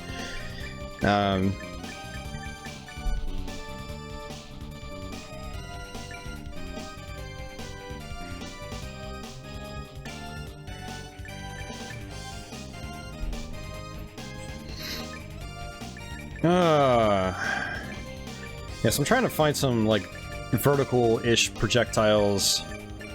Might have to go back with Luminato.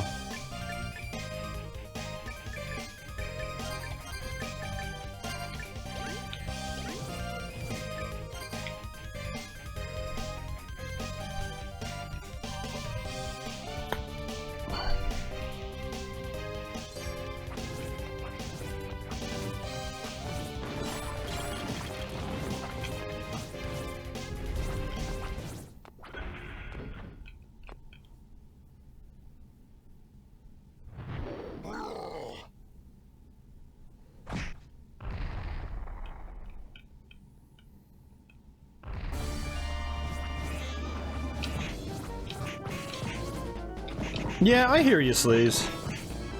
I mean, it totally is, like, in my eyes, a spin-off. I don't think it came across as a spin-off, though. I don't think that's what they were intending. Like, we can try to perceive it one way, but I think the fact is they were basically trying to reboot the franchise.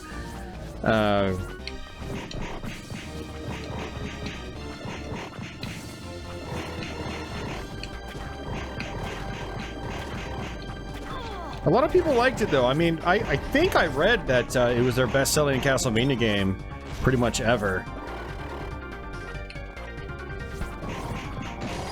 Now, whether it was the most profitable or not, I don't know, because it was a pretty large project.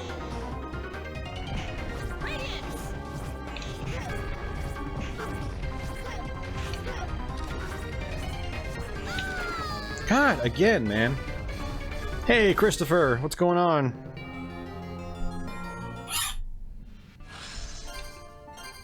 Oops. Ah, crap. I picked the wrong save file. Well, here's Albus mode, guys. I don't even think I can exit. Alright, we'll just kill myself. Oh, this is gonna take a while.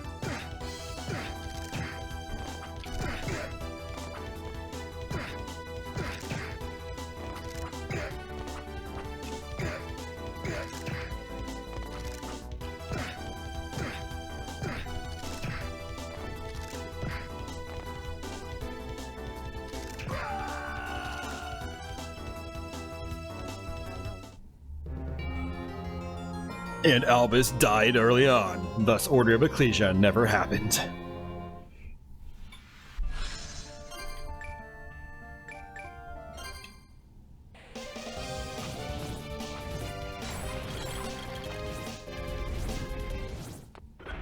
Hey, Albus.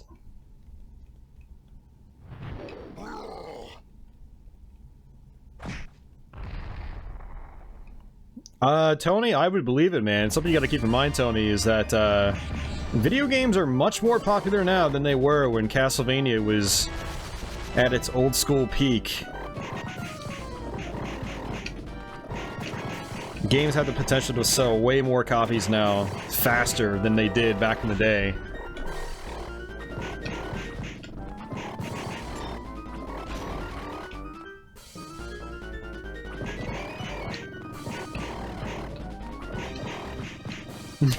Albus just gets shot by arrows, man. Jeez.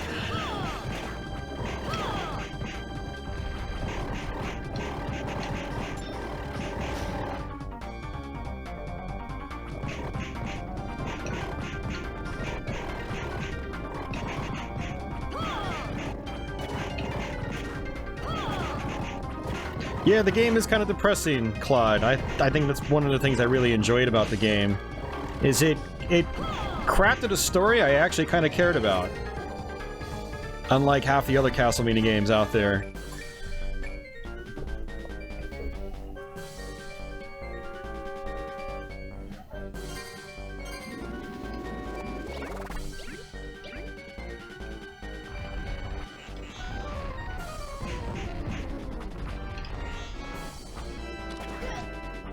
It's like, God, just touching this guy does 100 damage. See, normally I would use the axe here, but I don't think I have the upgraded axe glyph.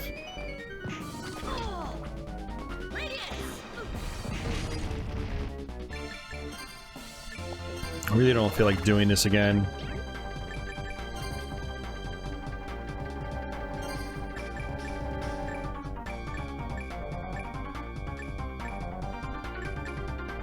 Yeah, I don't even think I have the upgraded... Oh, I do. Okay, we'll just use this then.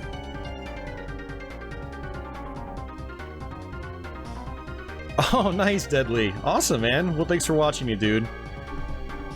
I don't think many people on Patreon have checked it out yet. But yeah, just had to keep... Just a heads up, people. Sunday... Castlevania... Not Castlevania. Super Mario Bros. 2 for the NES. Let's Play of that will be posted on Sunday. It's already up there for Patreon backers. But that's what Deadly's talking about.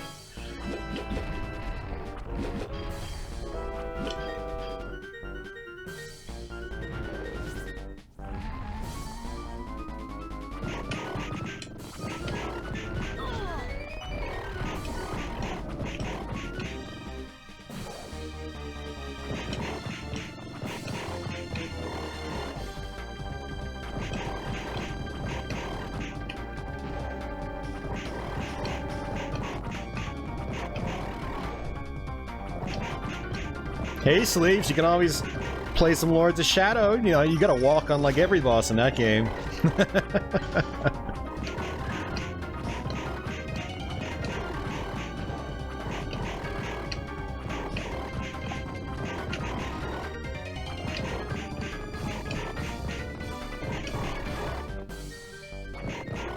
Hey, no problem, Tony.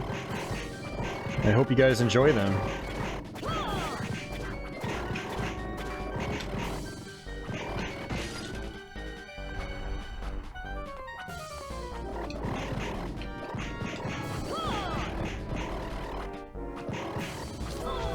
Oops. Yeah, I can't imagine ever getting the I can't imagine ever getting the coin on this one, or the medallion or whatever.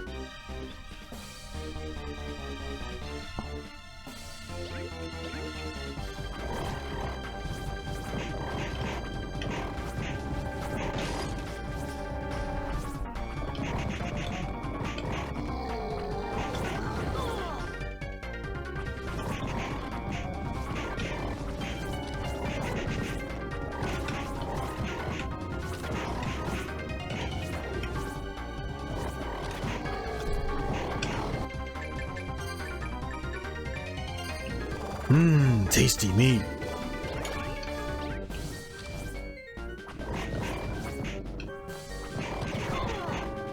Oh, come on. Yeah, get me back up there. Jeez, man. This boss is such a pain.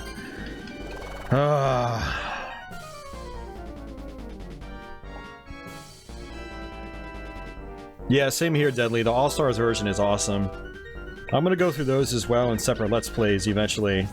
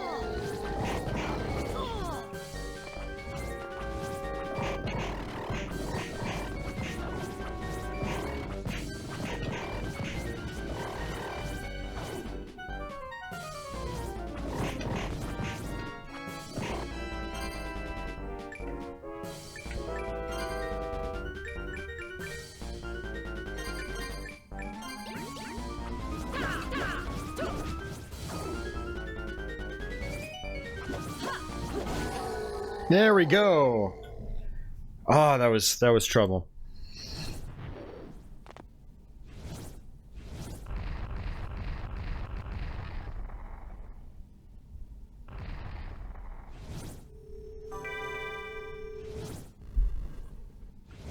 Alright, we're gonna come back this way and save our progress.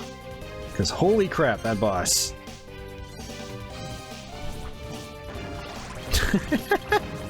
Are we there yet? We are there, guys. We are there.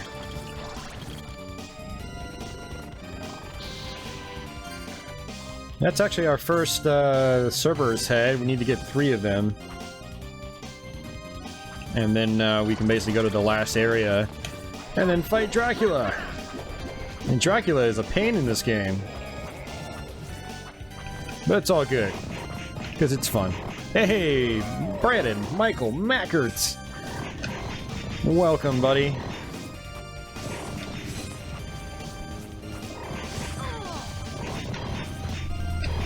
Speaking of birthdays, it's going to be Brandon's birthday next week. Next Friday.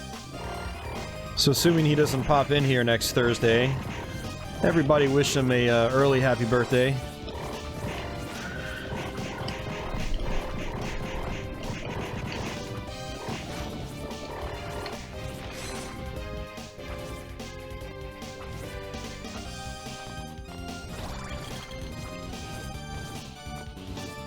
Alright, we're gonna go ahead and...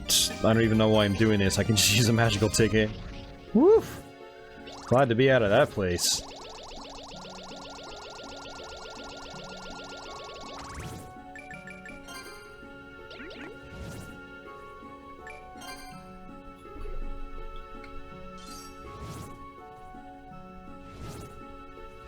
You know, let's go see what sorts of equipment we can get now. Hey, want to buy something?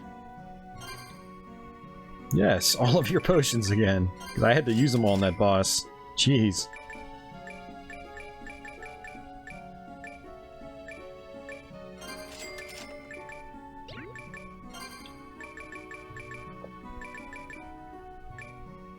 Let's get that platinum plate. Oh yeah. Platinum time. Combo boots. Keep kicking without touching the ground to raise strength. Huh. Weird. Come back again.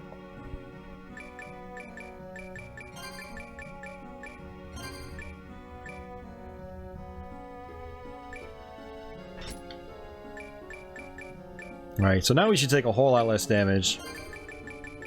I actually have a bunch of rings. Wow. I can actually sell these to get the cash I need.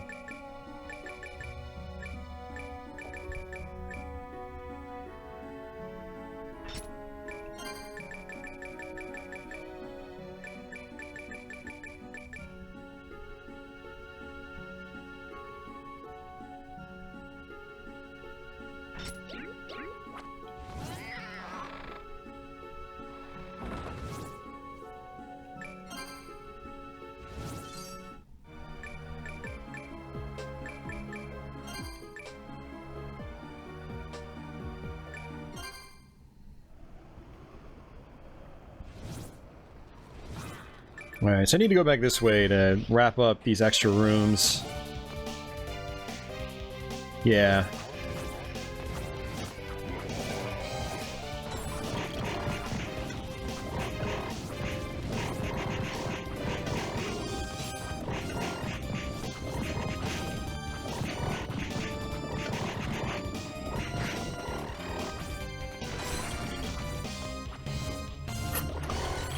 Miku, actually, it was like 50-something was our record.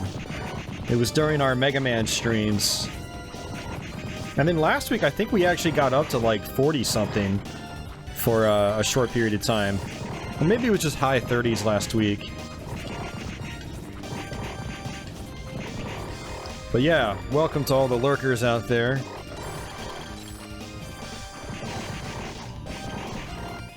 Oh, you beat Hex and Death Kings. Awesome, Brandon. I've never made it anywhere in that game. I'll have to play through it sometime. How did you like it?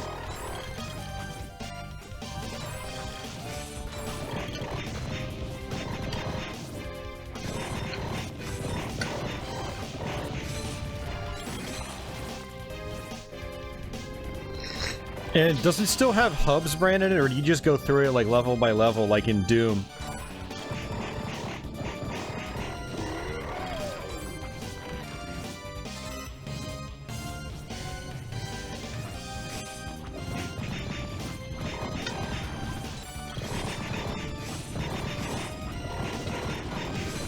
Yeah, 37 per split second.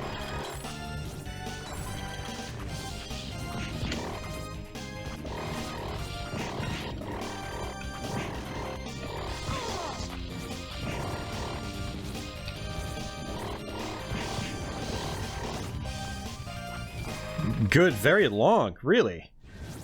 I wasn't expecting it to be long. That's interesting. Alright, we're gonna actually go back.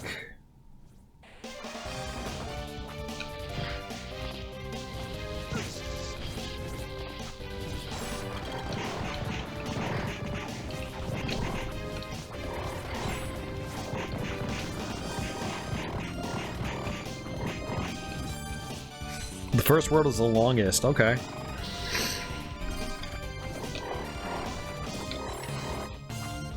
Yeah, Claude, and what's funny about the laser is that they basically just give it to you. Because you get it from the Nova skeletons, which you have to fight a lot of in the previous section. Nice, Deadly. Same here, man. I need to start focusing on picking up some of those Nintendo titles.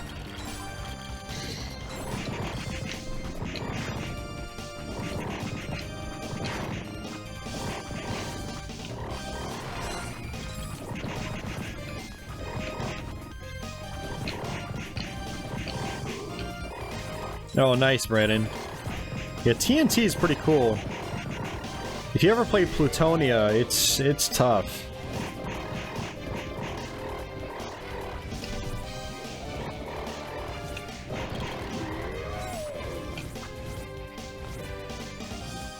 Alright, so what we're gonna do is... we're gonna go to the top way first, because there's a safe spot. Hey, see ya, Mark. Take care, man.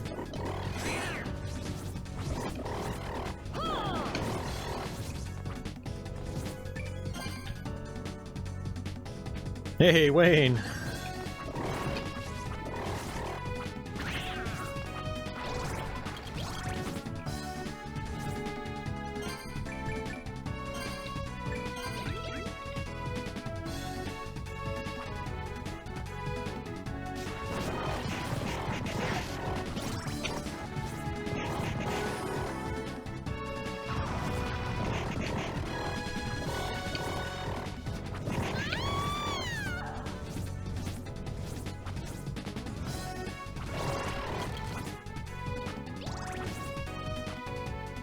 Yeah, sorry, Andy. I didn't hear you say it earlier.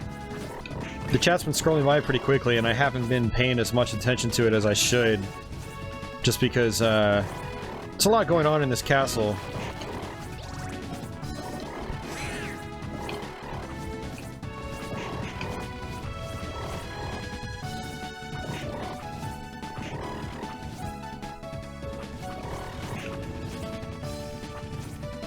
Nice, Brandon.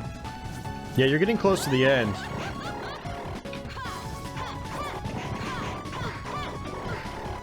Come on. Alright, I'm just gonna skip her.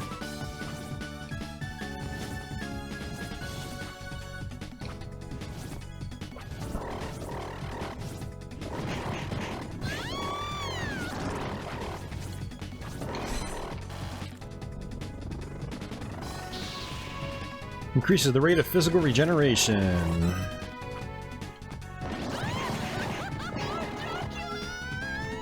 So if I really wanted to, I could grind out on this chick.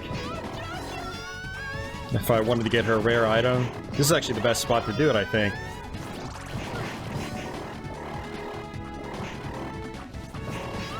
So you'll find that if you're trying to grind out on enemies to get all their rare items and things like that, a lot of times these enemies are placed in areas that are convenient for you to grind out.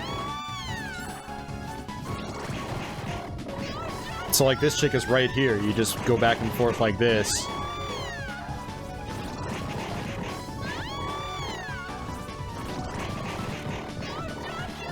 Alright, that's enough. I'm not going for like all the items in this playthrough, so. But I just wanted to point that out. I am going for killing enemies in general, though, because at this point they give you really good experience points, and, well, experience points are good.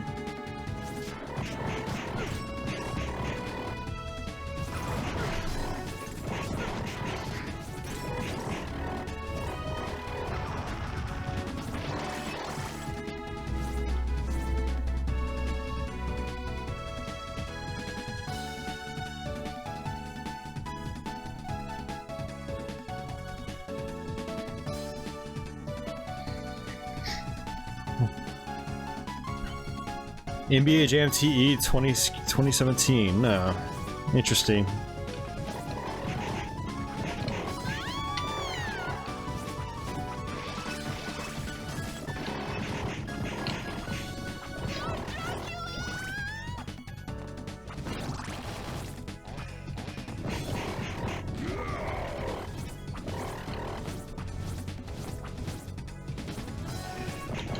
You just gotta get good, Andy. You gotta be able to talk and play at the same time, man.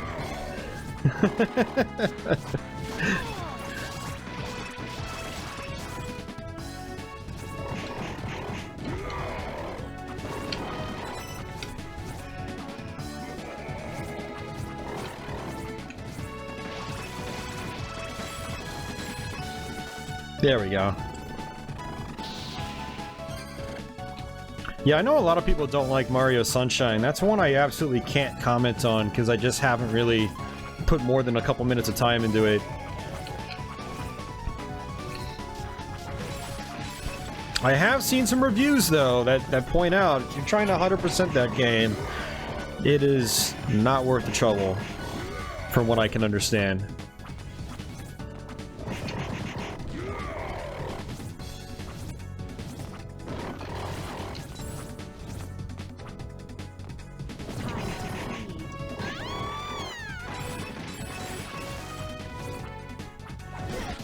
Ow. God, these dudes do so much damage.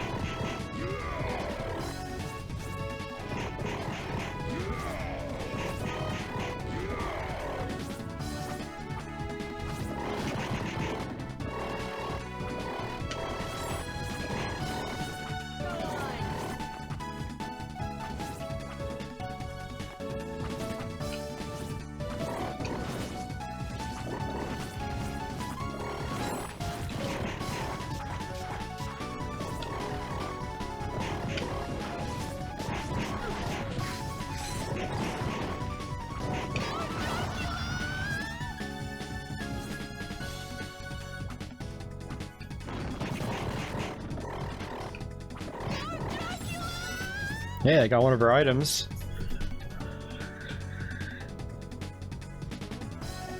Yeah, Brandon's made full court shots, like right at the last second on NBA Jam.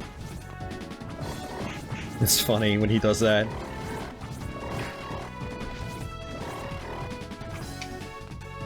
Alright, so we're gonna go back here and save it.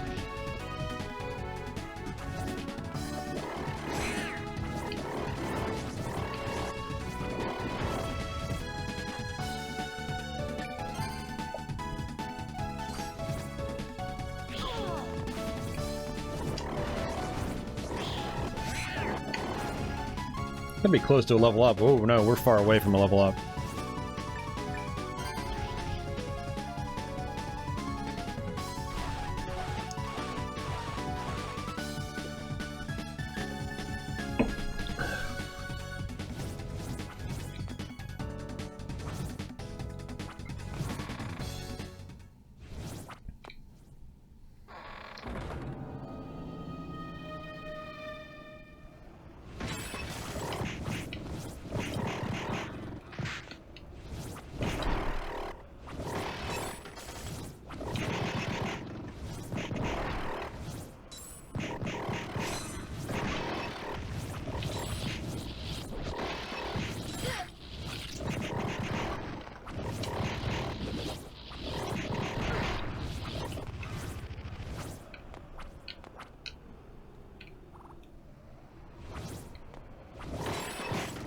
Oh, I have to go back around.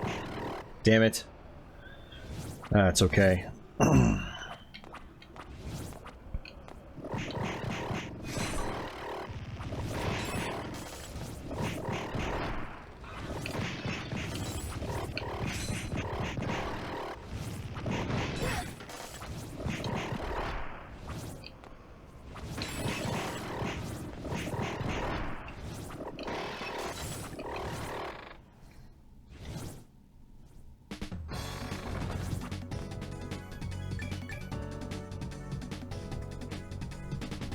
All right.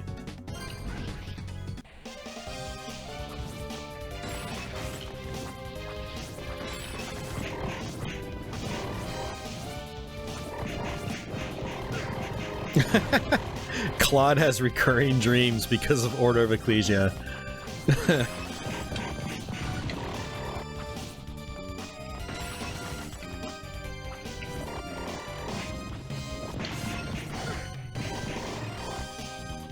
We're actually gaining experience pretty quickly. We're already halfway to our level.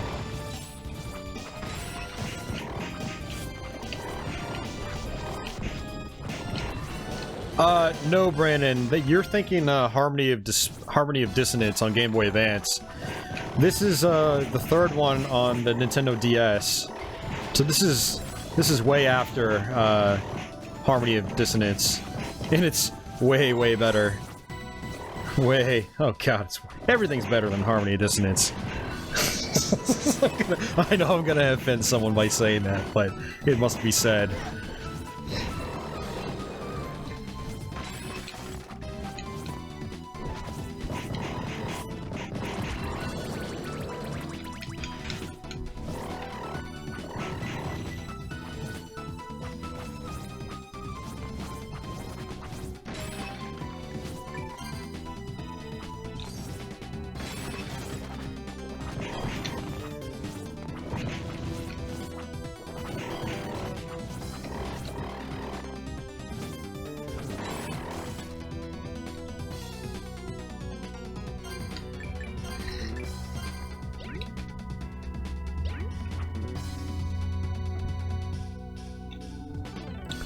I'll just say I'd much rather play Curse of Darkness than play Harmony of Dissonance. to give you guys an idea of how I feel about that game.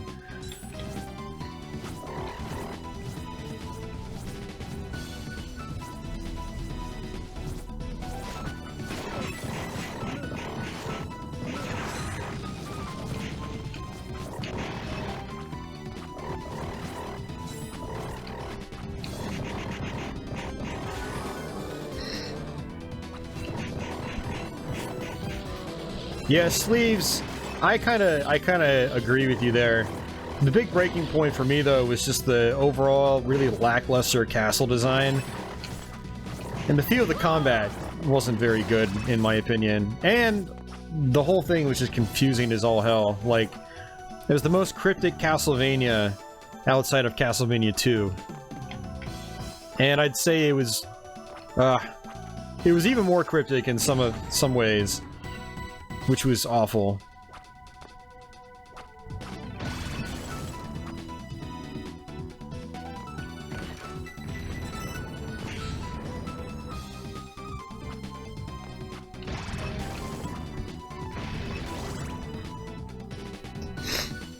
Yeah, Sleeves, couldn't you map it to like the left or right trigger or something? I remember playing through it on the GameCube through the Game Boy player and just mashing like the L button endlessly in that game.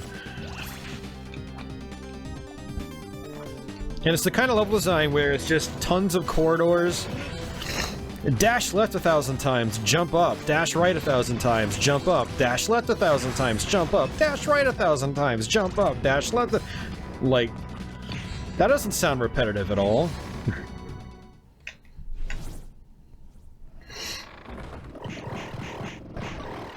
Again, that's another one of those Castlevanias we are going to go through on stream. I'll try to learn it on Twitch, and then we'll try to do it on YouTube. Maybe my thoughts will change on it, but I remember on a first-time playthrough it was absolutely awful. And it was one of the few Castlevanias where I had to refer to a walkthrough more than once. I should probably say more than a couple of times.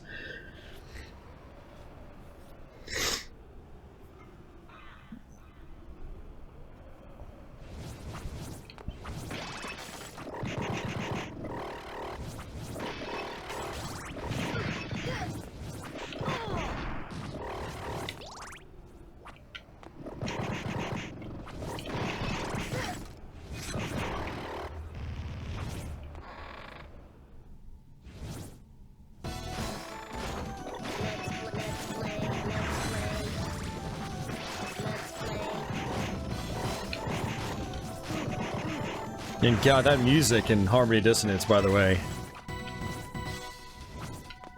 That was actually the breaking point for me, it was the music. If the music in the game was good, I would probably appreciate it more than I currently do.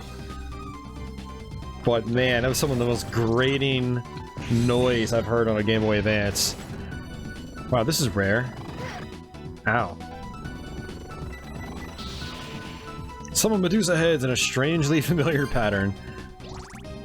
Like, that's actually really rare. The Medusa heads are like level 5 drops, I think.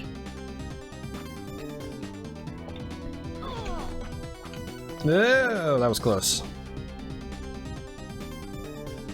Yeah, the card system was alright. I didn't mind it. You could do some pretty cool attacks and really powerful attacks too. Uh-oh.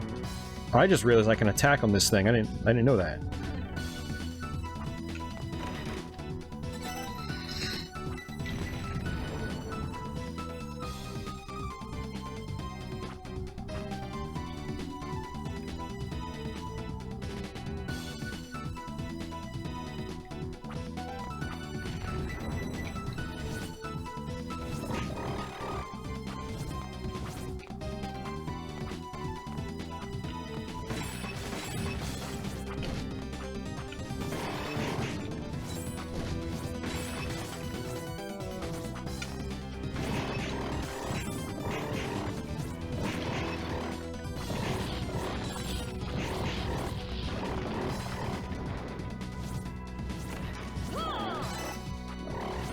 Death Ring.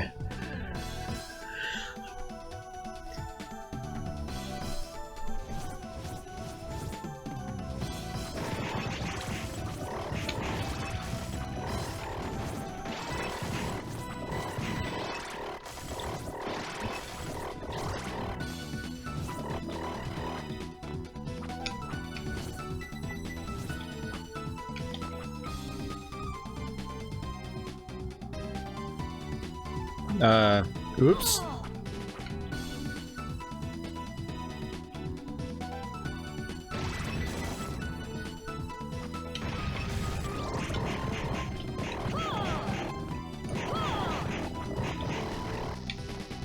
Tiger knee! Tiger knee! Tiger uppercut! People were kind of like making fun of that Frankenstein monster's attack when I was streaming this on Twitch.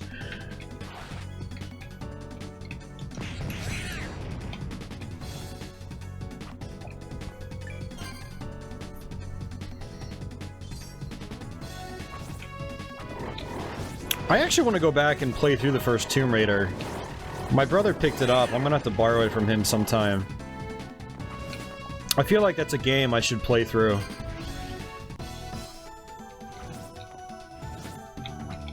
It's one of those games I actually had on the N-Gage, so I played it the most there, but I still didn't make it very far.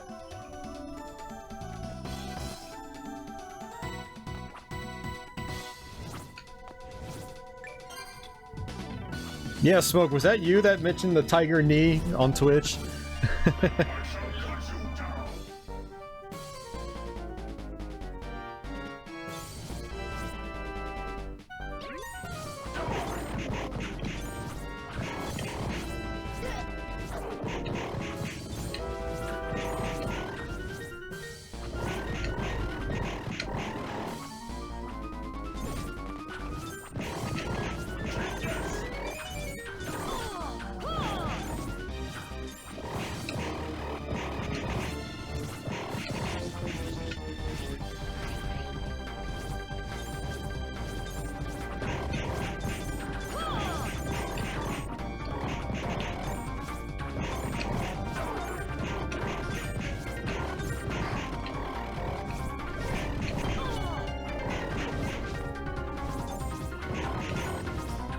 Tony, Tomb Raider, I think I'd actually rather play on PlayStation. Because, the graphics are better in the PlayStation version, and it runs at a better frame rate, so... I think that's really the ideal way for me to play the first Tomb Raider. But I appreciate the offer, man. Alright, so this is basically going to put us at the last part of Dracula's castle. And what I'm going to do is just teleport the hell out of here. And we'll work our way back. Oh, speaking of Symphony of the Night, guys, I actually did buy that on eBay last week. It's the Japanese version, because it's a hell of a lot cheaper. But, we're gonna Let's Play that eventually. Probably not... I don't know if it's gonna be October, because I've got some other Castlevania things I want to do as well. Like, Castlevania Chronicles once again.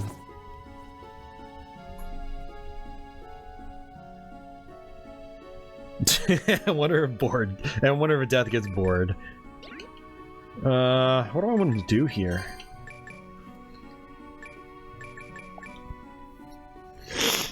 I think I need raw killer fish for this guy. Yeah. And then this guy would actually probably be somewhat easy. You know, let's just go ahead and continue on with Dracula's castle.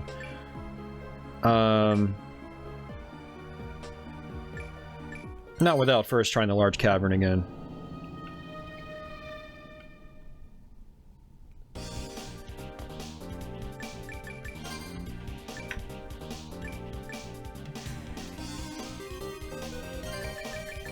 I did get Globus, right? I thought I did. Where is it? Yeah, I did. Alright.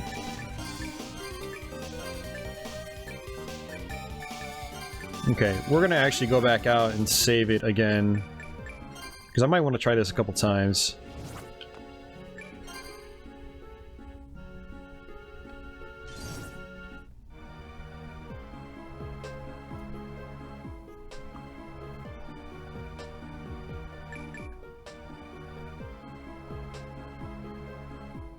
Oh yeah, Miku, the upside down stuff is pretty easy.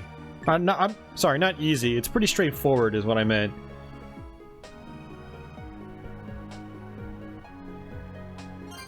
Alright, let's try this again.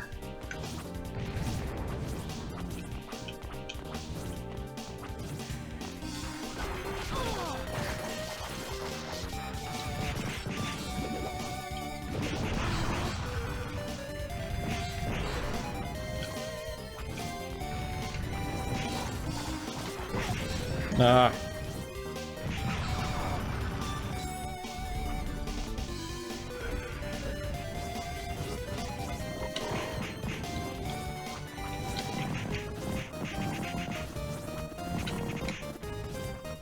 Hey, meat pill.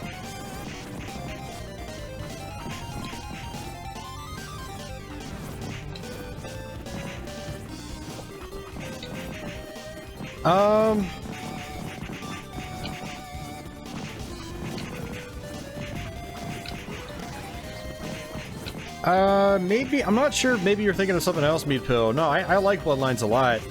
I will say I don't enjoy playing it as much as I do, say, like Dracula X, Rondo of Blood, or Castlevania 4, or something like that. Because it's not as much of a challenge for me.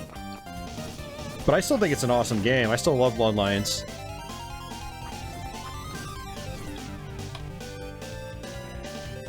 Do I have a guess how much longer this will be? I would say probably at least an hour and a half, Andy.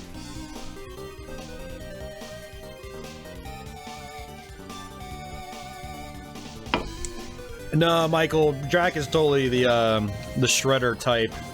He's gonna bust out like some heavy guitar riffs. I could picture Frank being the keyboardist. No, it's all good, Meepo. No, I'm pretty sure I probably have said that, you know, Bloodlines isn't my favorite to go back to these days, but a lot of it is just because the game's really easy for me. I mean, even on the hardest mode, I still don't have much of a issue with it.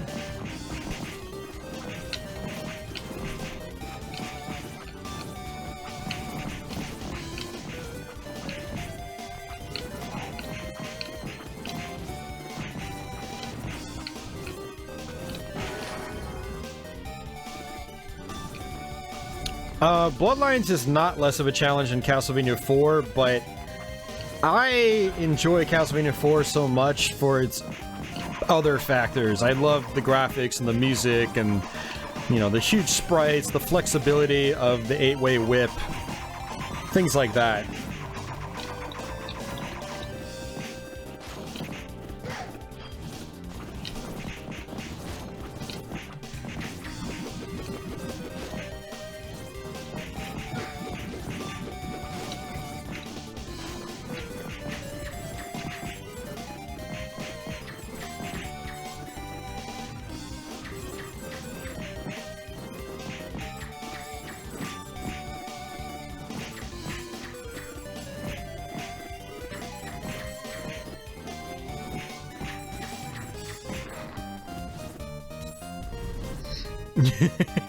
Get gooder.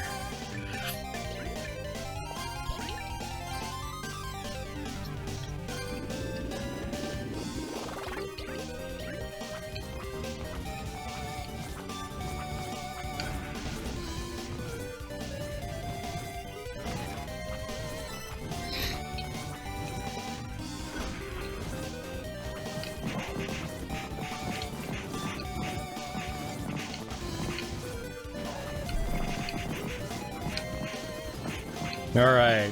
Alright, Andy. Alright, Andy. Alright, well, we tried.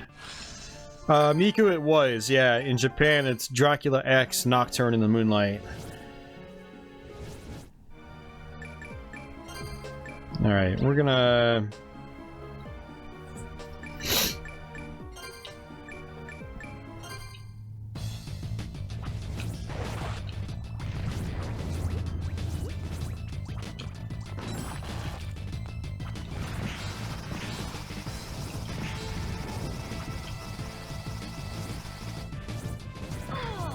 Yeah, I agree, Sleeves. It was really surprising, actually, because it seemed like Castlevania 4 did really well in the marketplace. You know, it seems like a fairly common game to come by.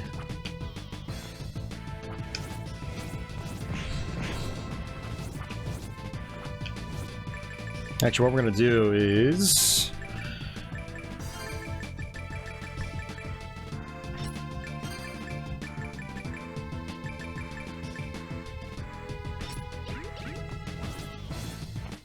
get some extra luck.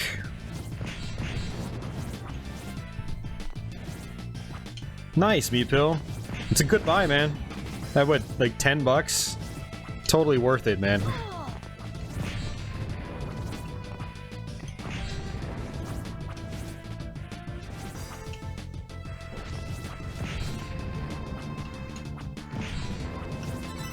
There we go. There's our raw killer fish.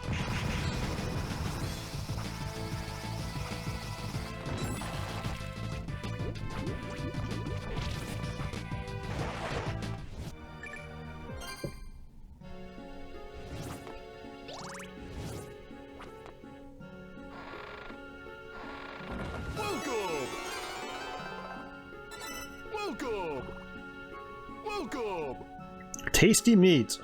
Oh, I think I ate the tasty meat. Thanks for your business. Oh, that's a slap in the face. I didn't realize it was going to be a quest item. I don't even know what gives me tasty meat.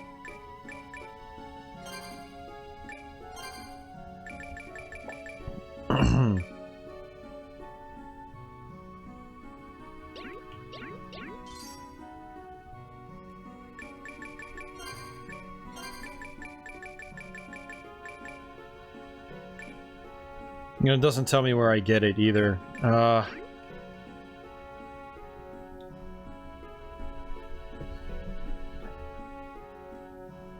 Yeah, same here, Deadly. I kind of put them all on the same level. I mean, I have to be honest, I have to be blunt. Castlevania 4 is the one I play the most. And if you give me a choice to play all three, I'll probably play Castlevania 4. But I think they're all phenomenal games.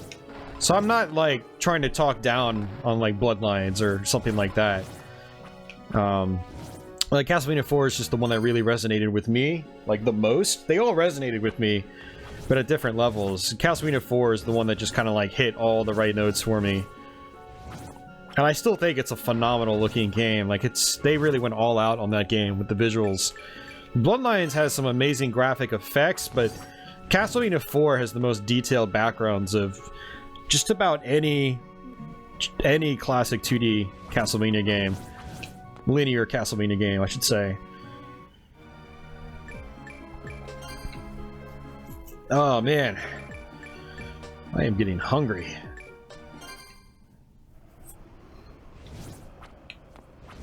One of the aquatic monsters should drop tasty meat. Okay.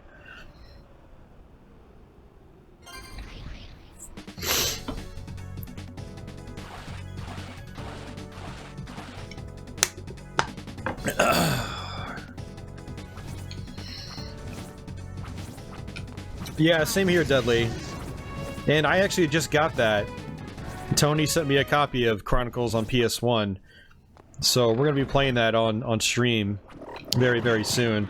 Probably not tonight. But we will most certainly play it quite possibly later this weekend. Depends on some other things that happens for me.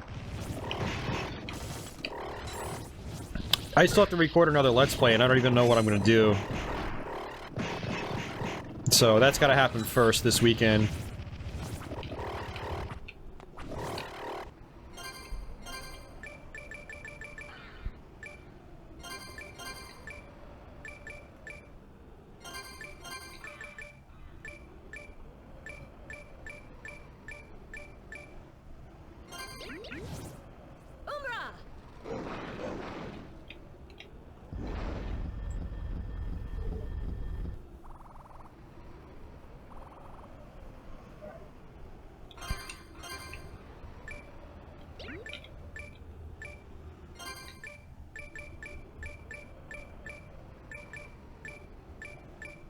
Alright, where is it? I lost it.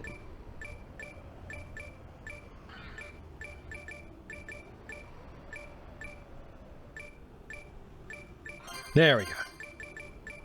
God, I'm terrible with these names.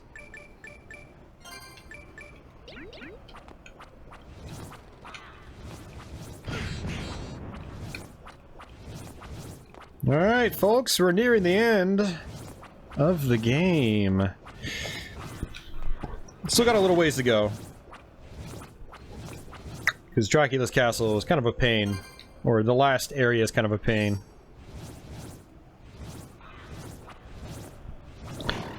Sleeves, yes and no. Yes, it has an arrange mode, but no in that it's got an original mode as well, which is a super faithful rendition of it.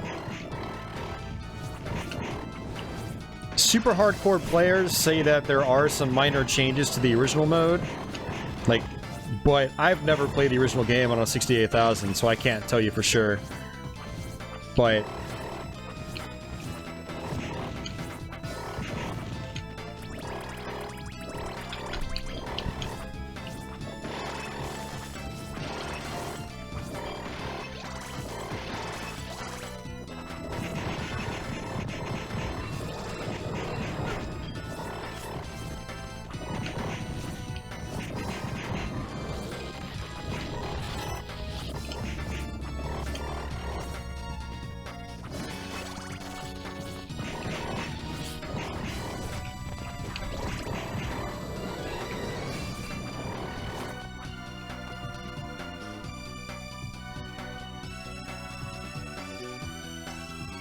hey guys, let's all crowdfund a 68,000 together! And then we'll like rotate it between all of our homes. Deadly can have it a month, I'll have it a month. Girlkey can have it another month. Tony can have it a month.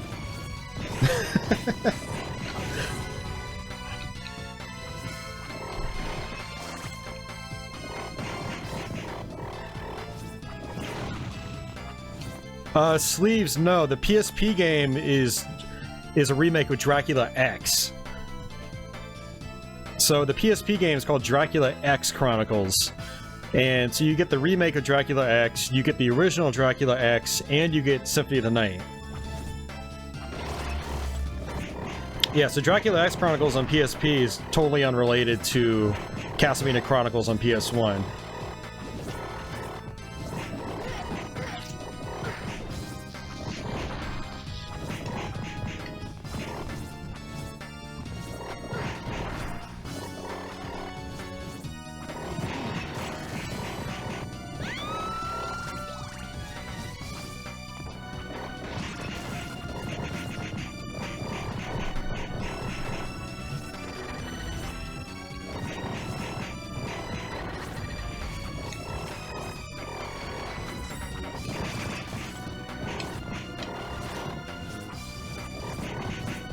Yeah, Dracula X Chronicles is great.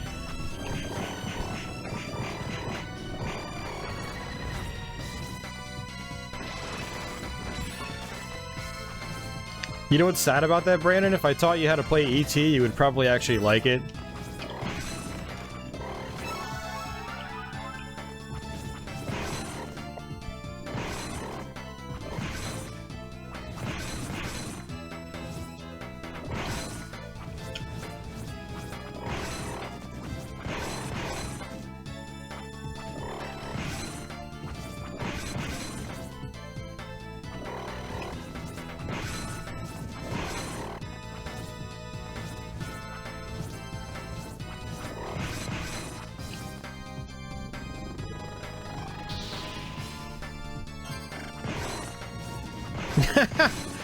Yeah, Girl Geek, it can get a little confusing.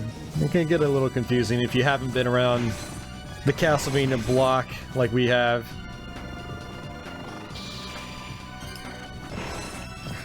Brandon, ET's not a long game at all. You can beat it in like 5 minutes. There's just very specific goals that you have to accomplish.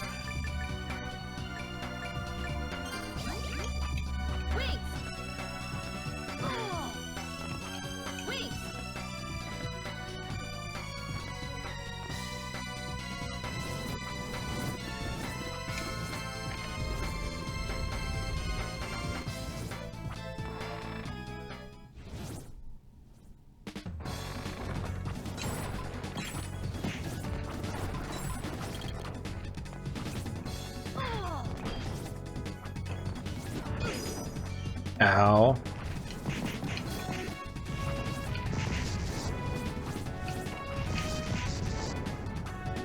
Yep.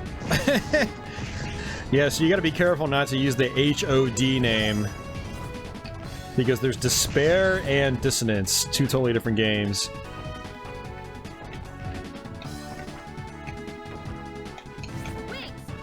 There we go. We're just gonna go right back up.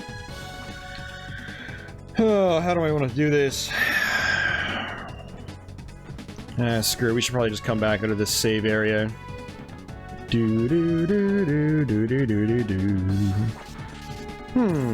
I'll just fly over these guys.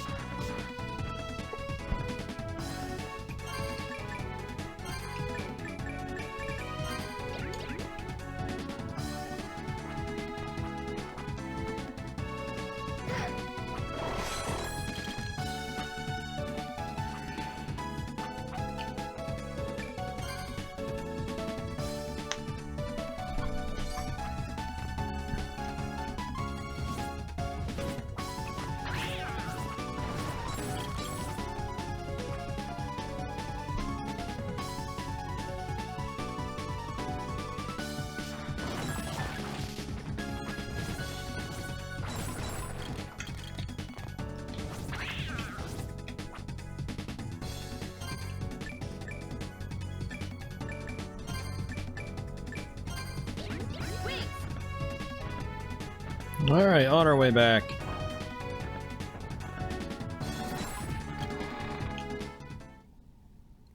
Yeah, most Castlevania games, Miko, have really gone up in price, if that's what you meant. Pretty much.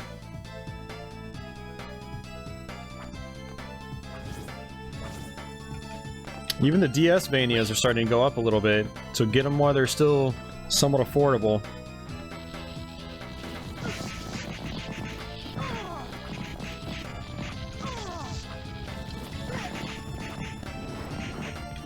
Man, I'm gonna have to go use the restroom again.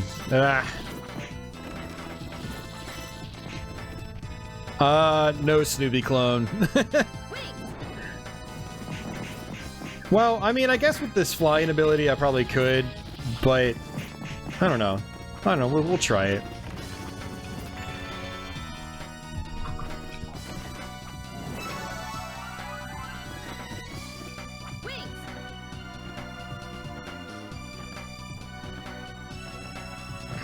Yeah, I didn't think I could do that.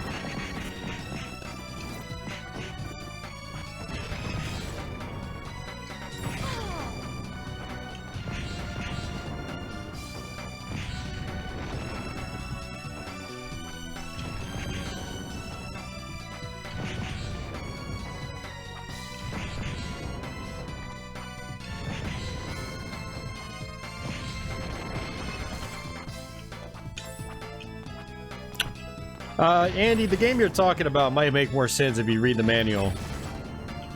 That's how a lot of 2600 games are. Like the ones especially that tried to be more complex. Or the ones that tried to implement more control options, but you know, you're on a single button controller. So, unless you read the manual, you're not going to have any idea what to do. I think Indiana Jones was one of those good examples. Raiders of the Lost Ark, I should say. Holy crap. Alright, we're just gonna skip those dudes. I don't care.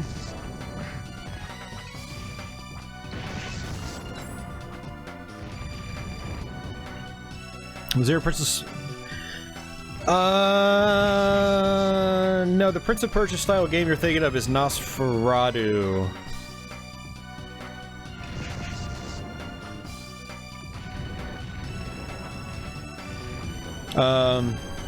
Yeah, Nosferatu on Super Nintendo was the Prince of Persia style game with some beat 'em up elements.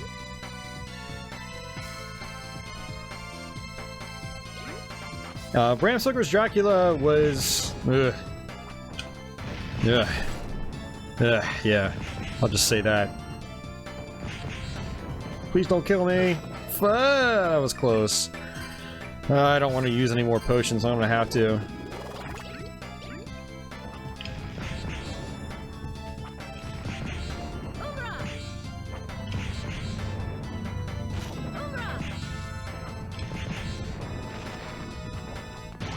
Yeah, I'm gonna try to spend time with Nosferatu sometime. It was a pretty cool game based on what I played. Really, really tough. Very puzzle oriented too, after a point.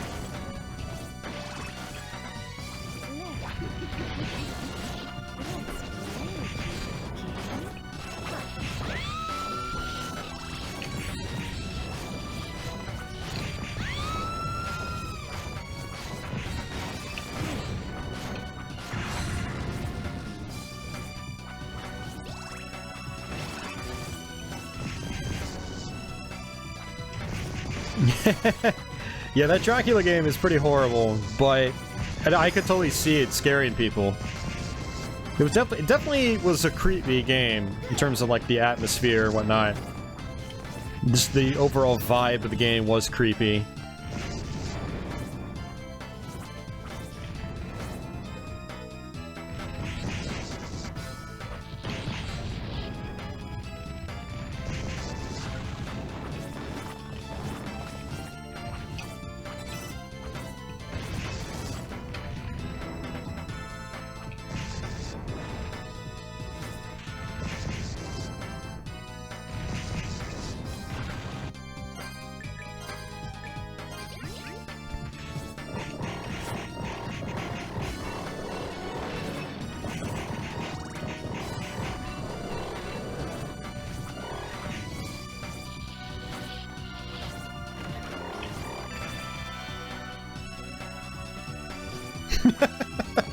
You're convinced Dracula lived in your laundry room.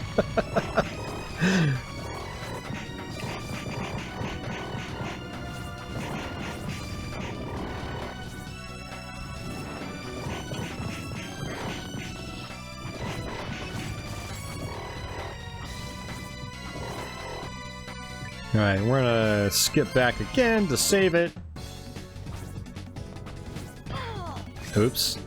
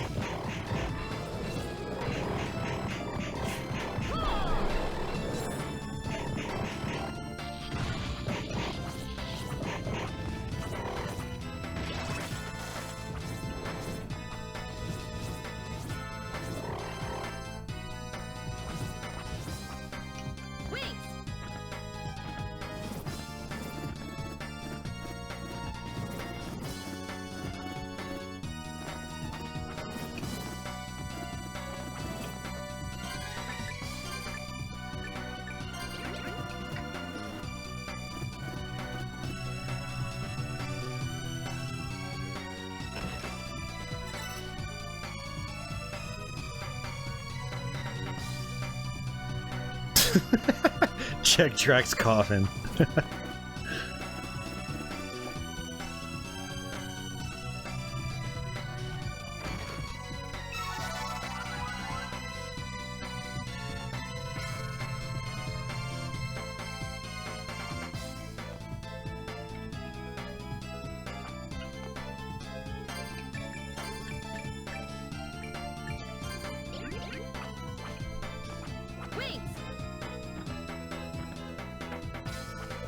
Alright guys, well this is pretty much it.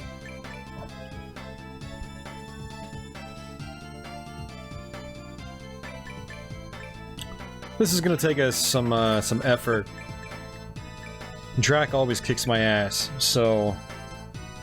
I'm trying to think of...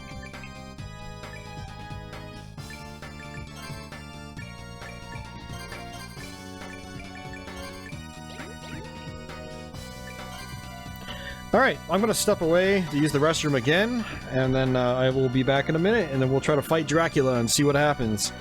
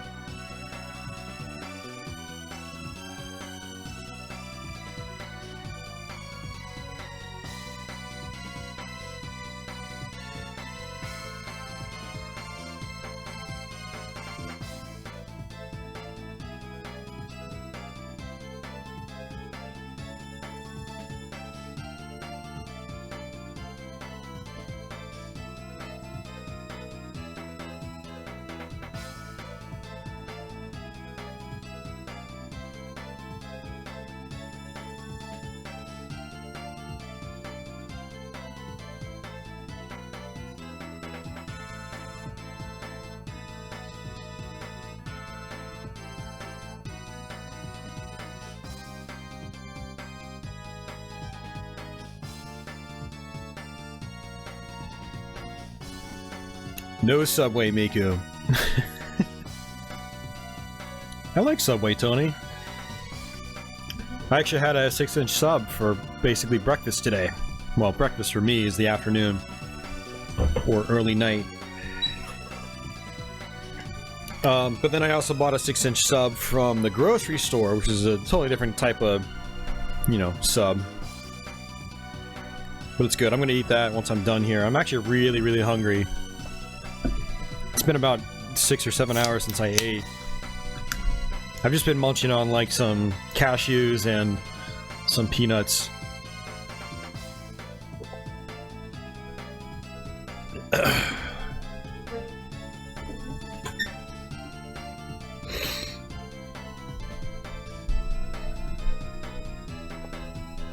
Potbelly's. Dude, Potbelly's cookies? Oh my god. I love those things. I can't go to Potbelly's because they're cookies. I'll end up getting like 5 and then eating all of them at once. And they're huge cookies too.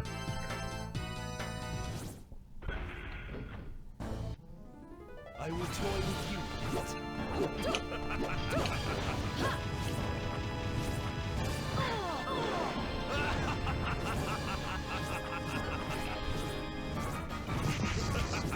Hey, Society of Sin, what's going on, dude?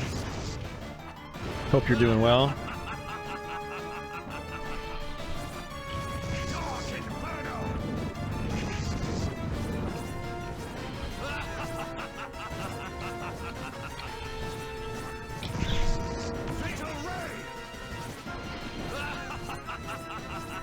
Yeah, Tony, you should go. It's good. I love getting their pizza sandwich. Ah, what am I doing?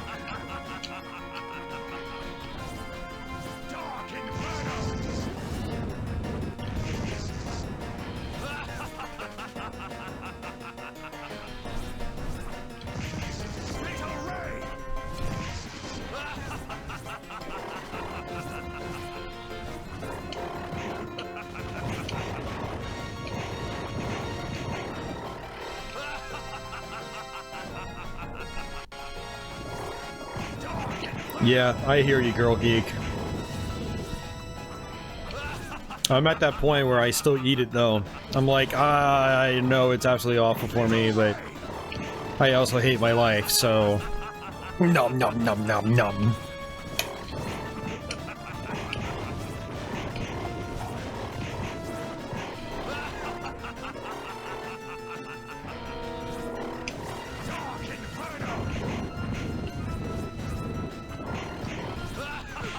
Whoops. I didn't mean to do that. Oh, I meant to stock up on potions.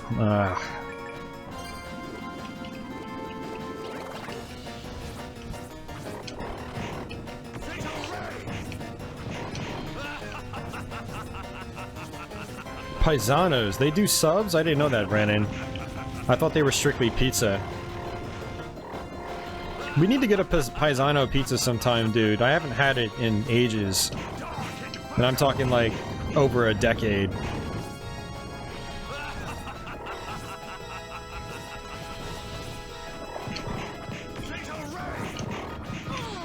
Oops.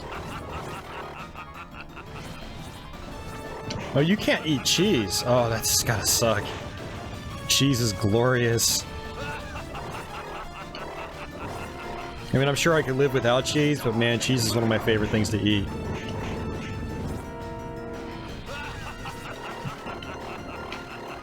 And I'm not like a cheese snob. You know, give me some good melted American or provolone or something, and I'm just like, I just foam at the mouth thinking of it.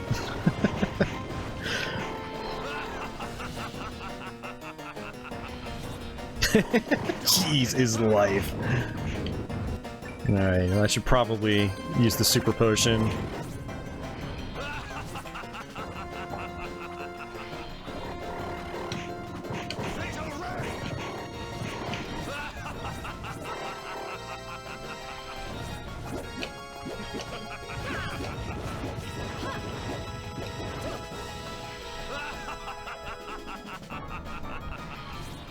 Nice, Brandon. Where is the nearest Paisanos? Is it up in like Chantilly or something?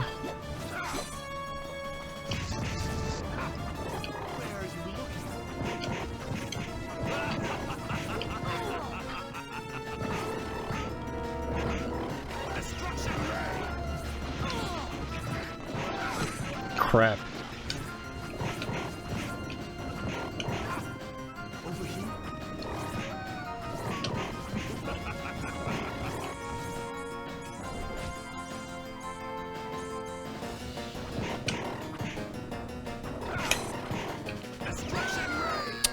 Fudge.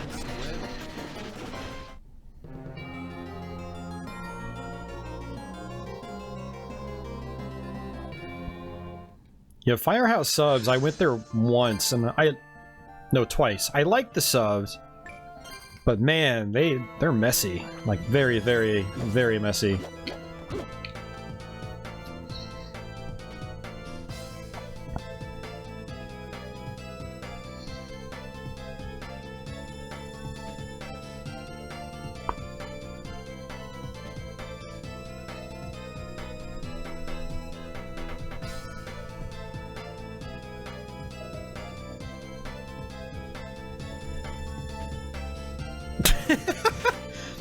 It would probably be a bad idea, Girl Geek. I would probably avoid it. It's not worth it. As great as it is.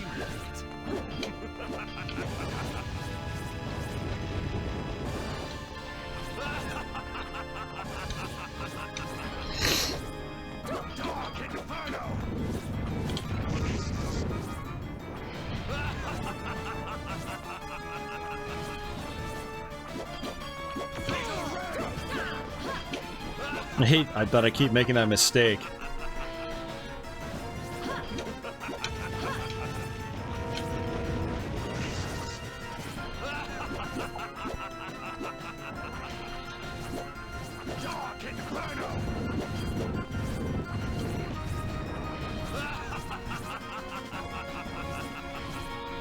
Well, one hell of a story if you survive. That's the trick.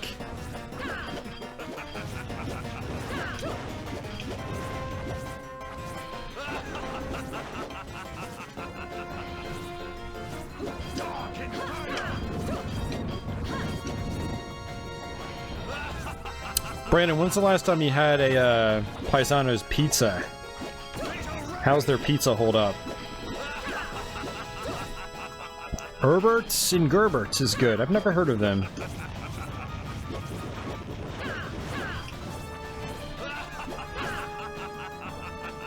Pox Trolls? I have not. Oops, why did I stand up? Well, Andy, I think Paisanos is a local thing in Northern Virginia. I don't think it's like a nationwide chain. Where if they are, they just started expanding recently.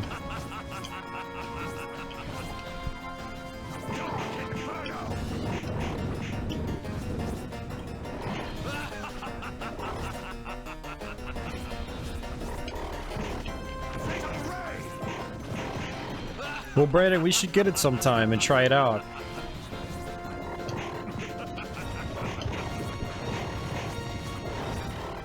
Or we could just go to Mod Pizza for the 5th time.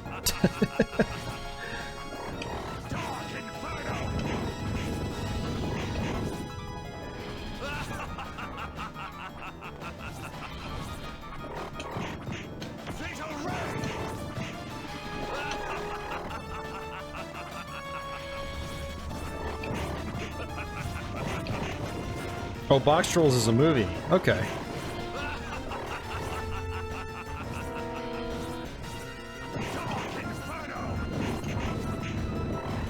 Dracula, why is your HP so high?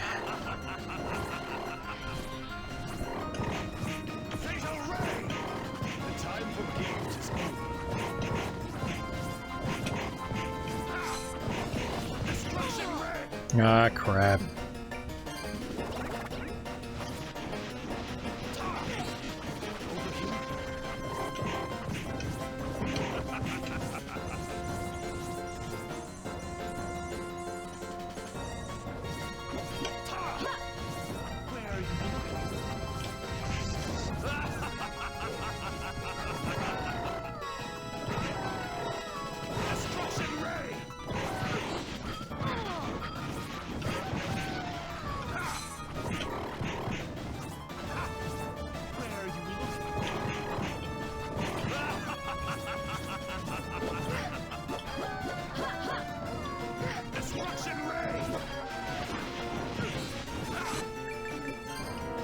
I'm doing pretty horrible at this, actually.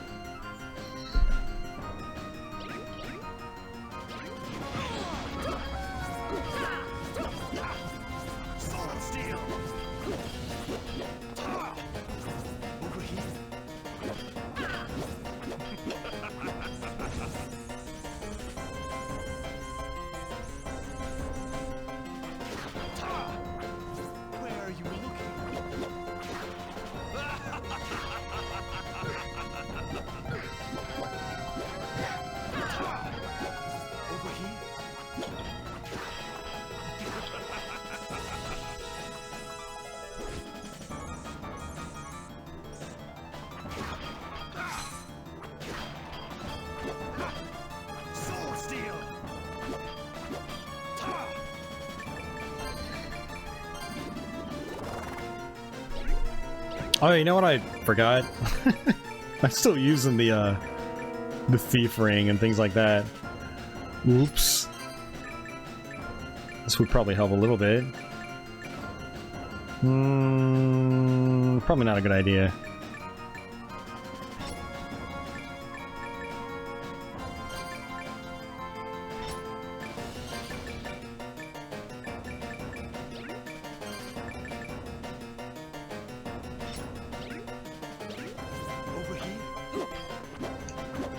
Oh yeah. Doing like 20 more damage now, I think.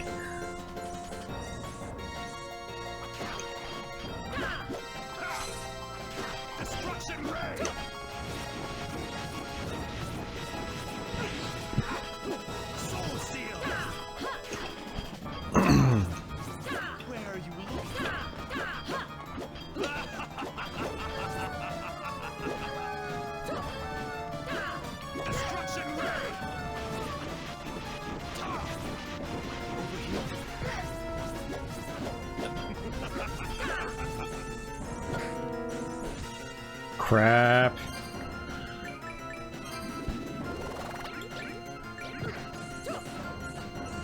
God, stupid dogs.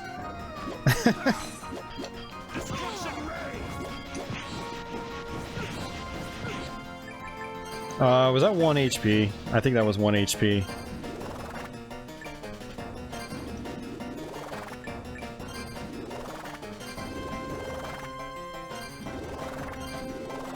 I'm just using everything!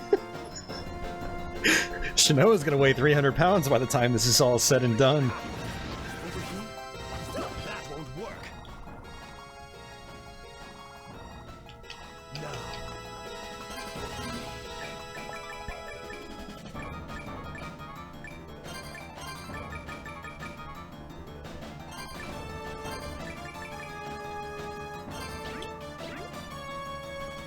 Now is the time of your demise. Sucker!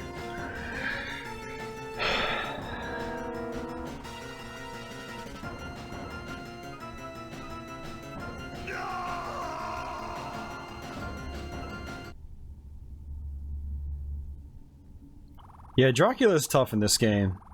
I mean, you've got to be well practiced if you want to do it without taking much damage. And I'm not well practiced, unfortunately.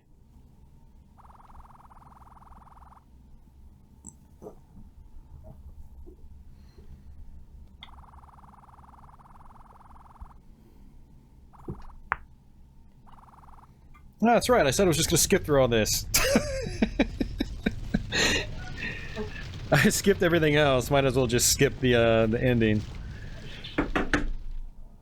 So you can see it for yourself when you decide to play this game, because it's an awesome game.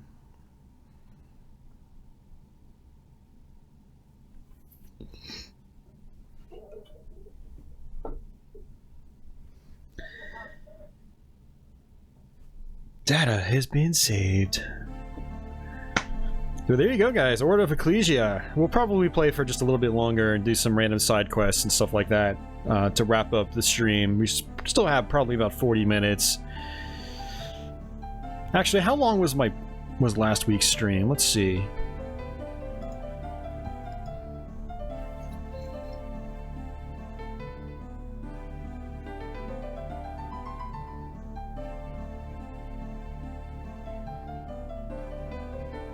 CDI Zelda. Oh man.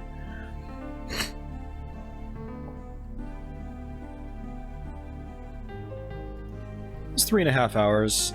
You know, we might as I might just end it here, honestly. Because I'm really hungry. I need to get some food. Austin needs food badly. But I'll hang out for a few minutes. We can chat and whatnot. Like I said, I am going to go over to Twitch and start streaming in a little bit. I'll probably start streaming immediately like I did last week. And we're going to be doing like PS1 shmups and things like that. And a little bit of Strider too.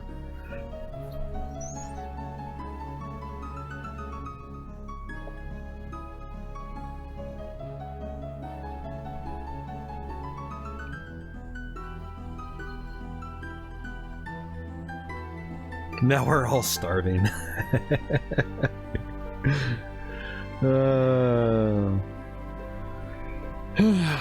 See you, Brandon. Brandon Michael Mackerts.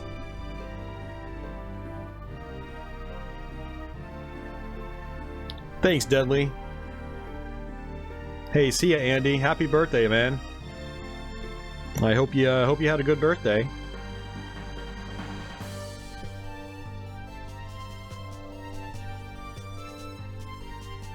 Thanks, Brandon. Hopefully we'll see you next Thursday, dude. And then I'll give you another birthday shout out.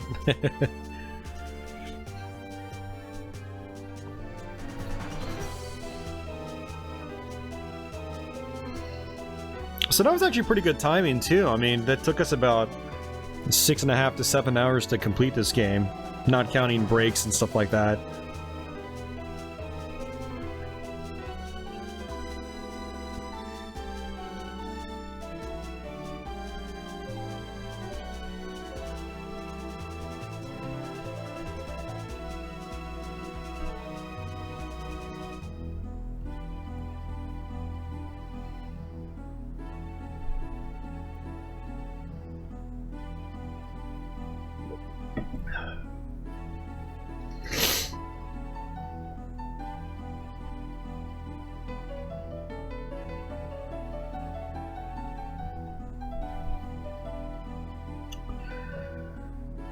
Oh man, Castlevania, Order of Ecclesia.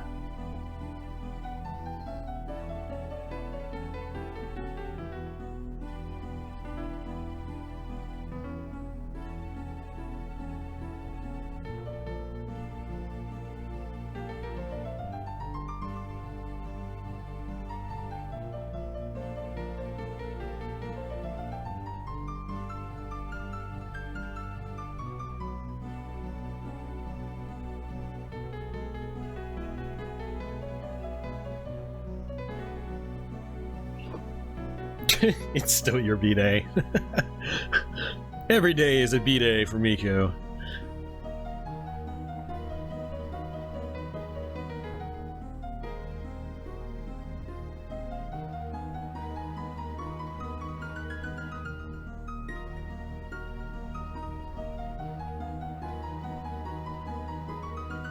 So yeah, guys, I guess that's pretty much gonna wrap it up for tonight's stream. If you guys have any last minute questions or comments or requests or anything like that, let me know. The end. Da da da da.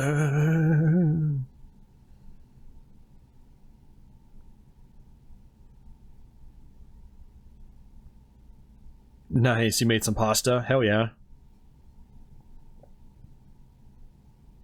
Hey, no problem, Viper Acid. Thanks for hanging out.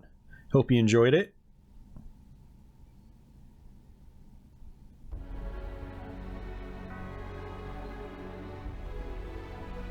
Yeah, it was some good streams. We had good turnouts both weeks.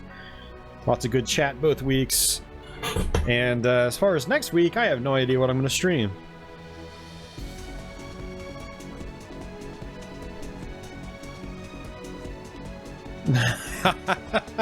Harmony of Dissonance. No. If I do anything, I'll do Dawn of Sorrow first.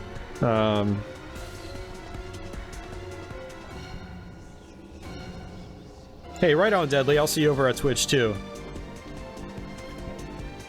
Extreme G, can't really say, Miku. I haven't put a ton of time into either game. What is your suggestion, Miku? Jason suggests Atari.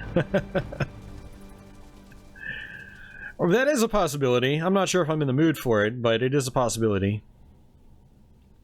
I still got my cigar box joystick to try out. You know, I've got my Harmony cartridge, and I also picked up the Zippy the Porcupine 2600 homebrew, which is basically Sonic the Hedgehog for the Atari 2600.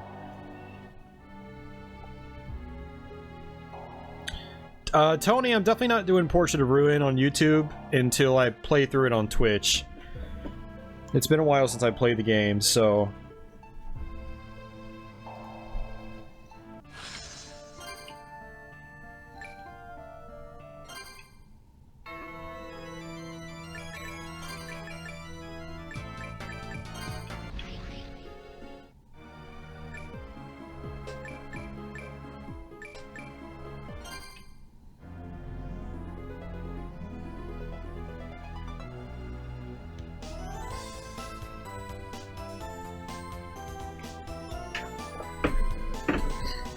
Hey, see ya, Smoke.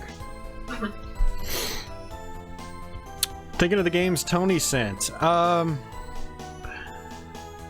Tony sent Castlevania Chronicles on PS1, so I'm not going to stream that on YouTube, because I'm going to do a dedicated Let's Play of that again. And Tony sent me that, and then the manual for the original Castlevania, and the styrofoam piece that goes in the box, and a NES box protector, because I bought a boxed Castlevania 1 a couple weeks ago, but it had no manual and it had no styrofoam, so Tony's actually sent me those. So yeah, Castlevania 64 is a good choice, but not until I, like, when I do these live streams on YouTube with, and I'm gonna go through a whole game, I want to kind of treat it like a Let's Play where I'm somewhat familiar with it first. So what I'll do is I'll play through it on Twitch, then I'll do a YouTube stream. Hey, thanks, Roy. Yeah, so probably no Castlevania next week, unless I happen to decide to do, like, Dawn of Sorrow or something. I don't know, we might just do, like, another console stream where I just play a bunch of different random games. But, we'll see.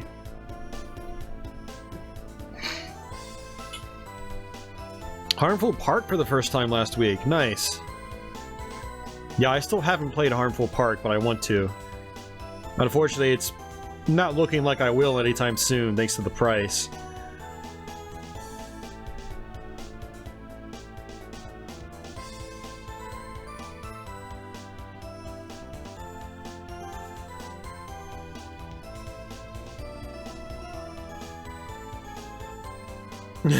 Mega Man, we did full Mega Man streams like a month and a half or 2 months ago.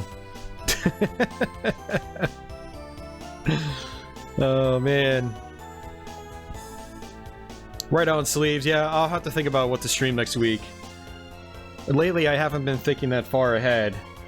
Mainly because I'm still way behind schedule on my Let's Plays. I'm still pumping out a Let's Play every week. Like, recording it the day before it goes up, which is not how I want to be doing things, so...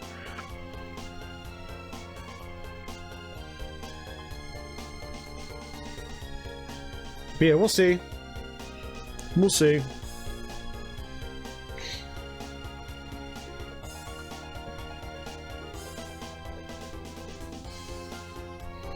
Maybe I'll do my first RPG stream. Ooh. Nah. Yeah, I wonder what Harmful Park actually sells for in Japan. If it's like the $300 that we see it for in North America, or if it's more or less. Or, sorry, less, not more. Probably not more in Japan, because it is a Japanese game. But, alright guys, well I guess that's pretty much it. I don't see any other questions or anything out there. Super Mario Sunshine, no. That'll be instant copyright claimed. Instantly copyright claimed. Plus I don't have the game, so Unfortunately, those Nintendo GameCube games are not cheap. So I've been hesitant to buy them because, like, I don't know if I'm going to really play them all that much. And so I don't want to drop 30 or 40 bucks plus on them. Jason, I don't have a way of playing burned PS1 games right now. The PSIO is sold out, and even if I was able to buy it, I would still need someone to install it. So that would be a really expensive purchase, but that's definitely on my radar. Oh, damn. Roy, thank you so much for the super chat.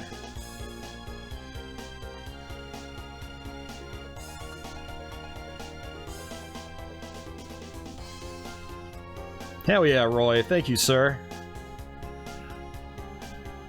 What a horrible night to have a curse.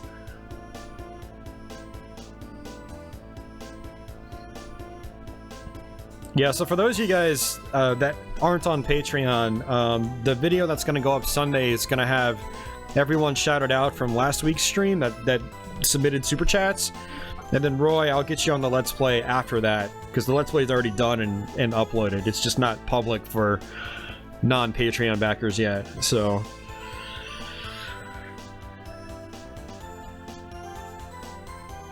Voltor sells a PS1 mini board that's pre-modded. I wonder how much that sells for. Yeah, thank you so much, Roy. I'm glad you're enjoying the content.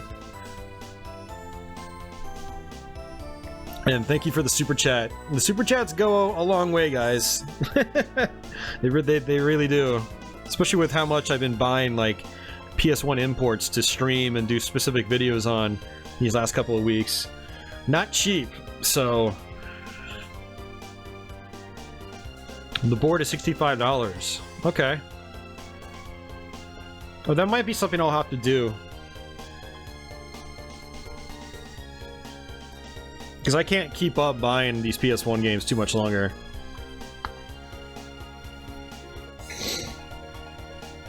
I mean, like, just to put it into perspective, I'll just go through my list right next to me. I had to pay like 60 bucks for In the Hunt, 40 for R-Types, 30 for Mobile Light Force, 40 for Gekio Shooting King, 20 for Xevious 3D/G+, 20 for Raystorm and Ray Crisis, 35-ish for the Japanese Einhander, another 25 for Namco Museum Volume 5 with Dragon Spirit on it, 60 for Thunder Force 5, 40 for G Darius, and this was all in the last couple of weeks. So to give you guys an idea, PS1 games add up a lot, and those are the Japanese versions, which are cheaper. Well, not counting like Mobile Light Force or Gekio and R-Types. Yep, Bright Crisis.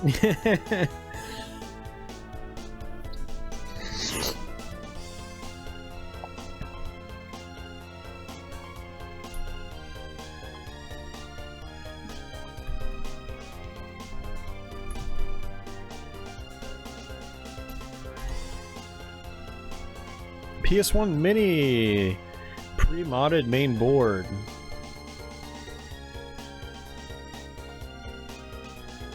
Drop-in replacement that installs in less than 5 minutes with a Phillips screwdriver. Perfect solution? You don't want to solder? Really?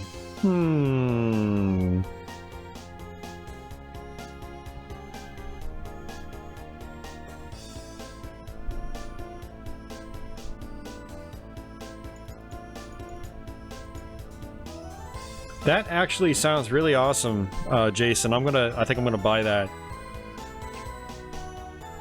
I'm gonna actually bookmark this because...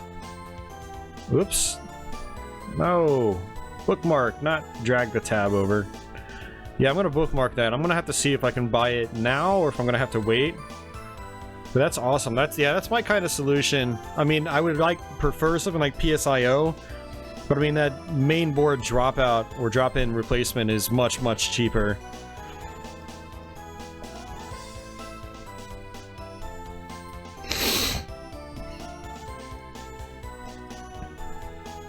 What we're looking at, Miko, is this. Oops.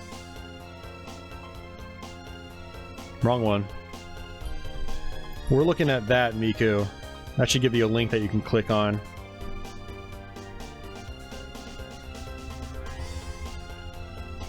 Oh, okay.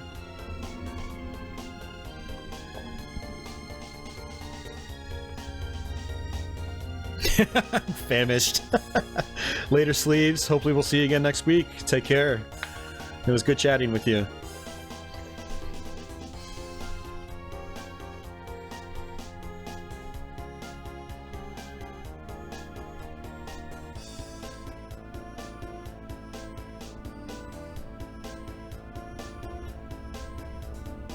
His PC Engine RGB boards are really good. Okay.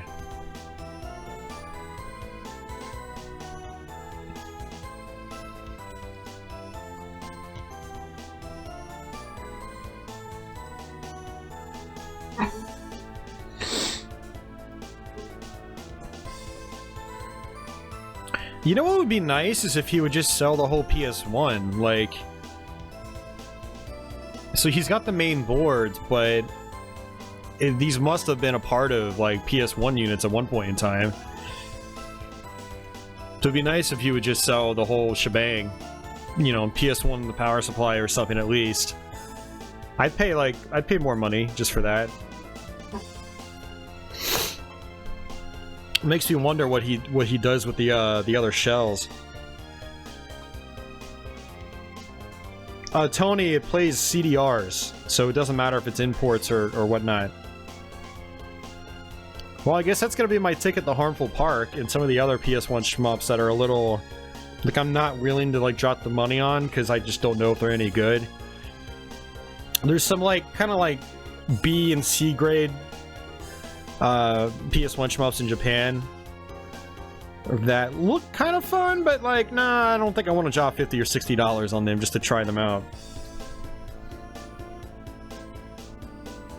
Turbo EverDrive V2. What is the DB Electronics Turbo EverDrive? I have the Crix Turbo EverDrive. What did they do to it?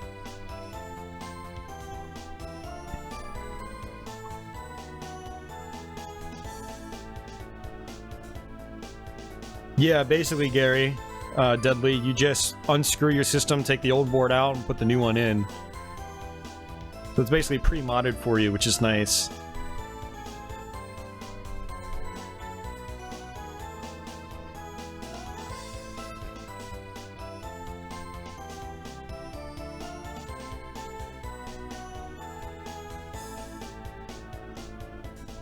Yeah, Jason, the EverDrive is Crix, so DB Electronics got it from Crix and you just probably bought it from them. But there is like isn't there a new turbo booster option?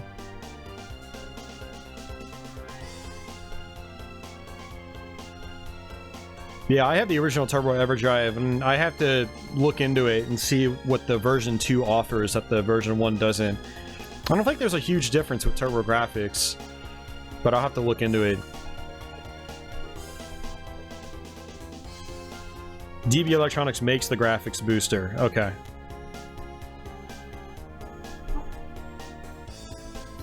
Okay, no, that's fine, Jason. We just wanted to make sure we were on the same page, so no one gets confused.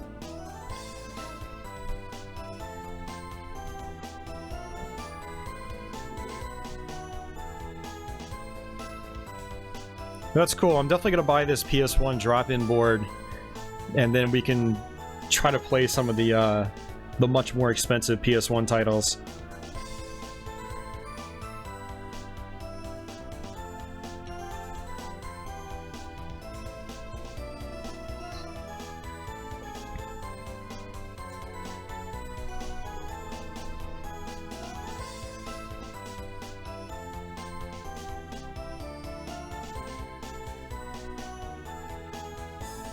PC Henshin, what is that?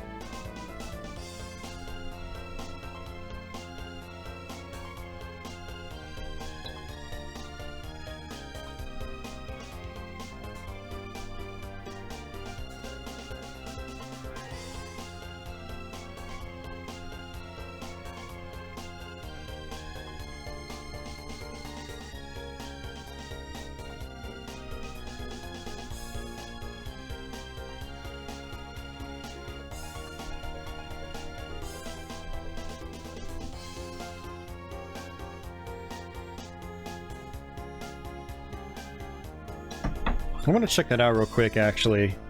PC Henshin.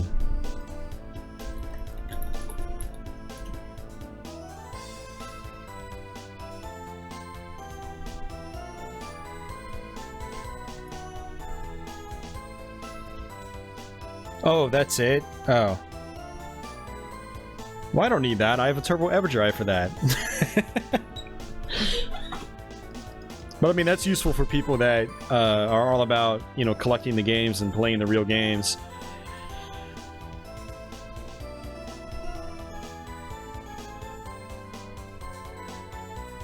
Yeah, that's cool. I'm looking at it right now. Yeah, it's just a converter. All right.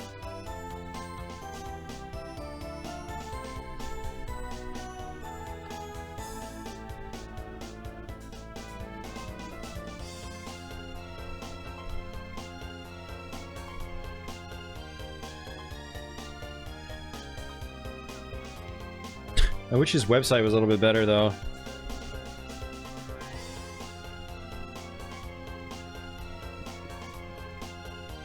Like, I'm on the PC Henshin page, but there's no way to get back to his main homepage. There's no way to get back. He doesn't have any links that takes you back, so if you just get to it from a Google search... Yeah, what a pain. It's okay. What the hell?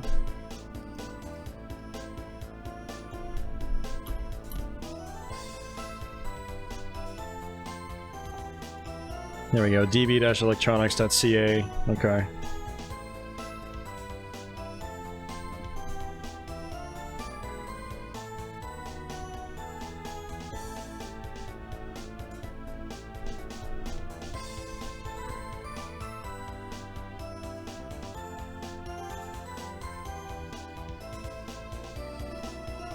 Yeah, he's got the DB graphics booster. Powerbase FM. That's right, we were talking about the Powerbase FM a couple weeks ago. Sega CD backup RAM. Powerbase Mini. 240p test suite on physical media.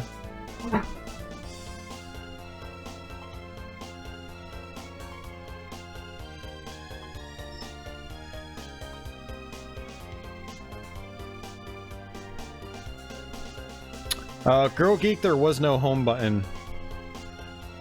So, and apparently the Google search linked me to their old site, and that's part of the problem. So I just used some keyboard foo and found my way to their normal website.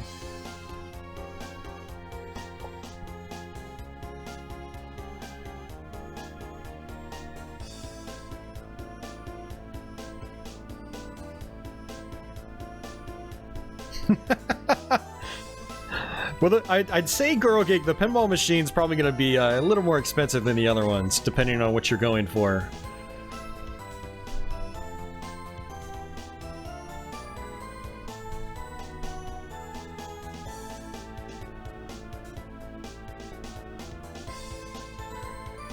I think Tony bought, did he, I forgot, is he using the PVR? Tony has multiple capture cards, I think that's why he's selling.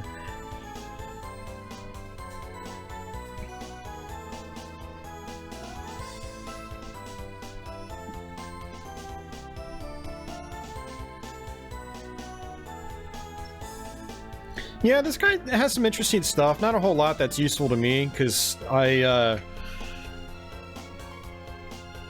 you know, like the Turbo Booster, I've got an RGB modded Turbo Duo already, so in the PC Henshin, I've already got an EverDrive. I just use that.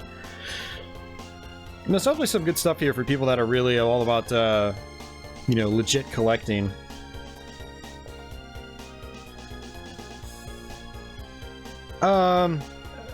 Girl Geek, the Elgato is fine. Just make sure you use OBS for your capturing.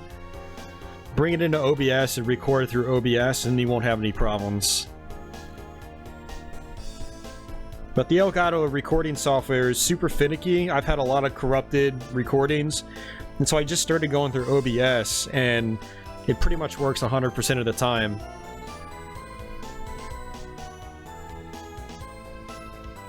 Oh, geez. Well, be prepared to drop, you know, 6,000 plus on those, Girl Geek. Those are going up in price, big time. Not sure if you'd really want those to be your starter pins, given the price. I mean, I would personally try to go for something with... it's just hard for me. Like, I love Funhouse, but just a couple years ago, it was like a $3,000 game. Now people are trying to get $5,000 for it and up. Tron's been a $5,000 and $6,000 game for a couple years now.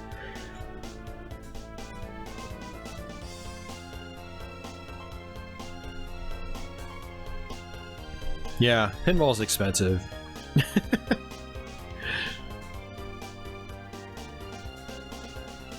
But yeah, if the pinball machine is a future purchase, I bet you Funhouse will be an $8,000 game by the time you're ready to buy. Yeah, I wouldn't buy him personally myself for those prices.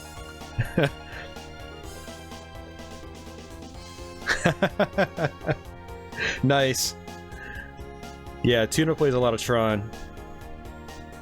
I mean, the great thing about pinball, though, is you can find them on location. And that's one reason why I personally won't own a Funhouse. Well, for one, the price, but two, it's like I've had the ability to play it on location, so...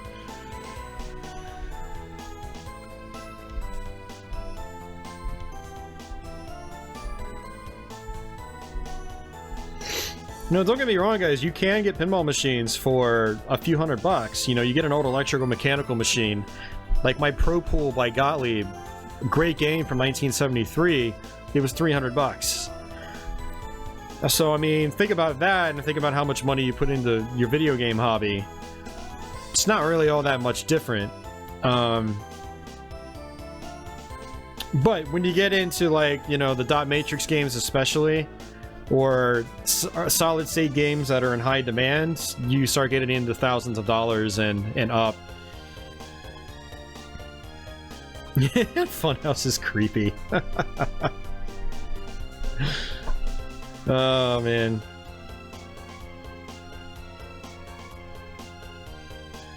And you guys would actually be surprised. You know, remember that pinball machines stand up on their legs so you can put stuff underneath them? And then, if you get an old game, the playfield's relatively flat, so you can put stuff on top of the game when you're not using it. Maintenance actually isn't that bad, Jason. It really all depends on the issue, and, you know, if you buy a game that's fully working, chances are it's going to be fairly reliable. But, but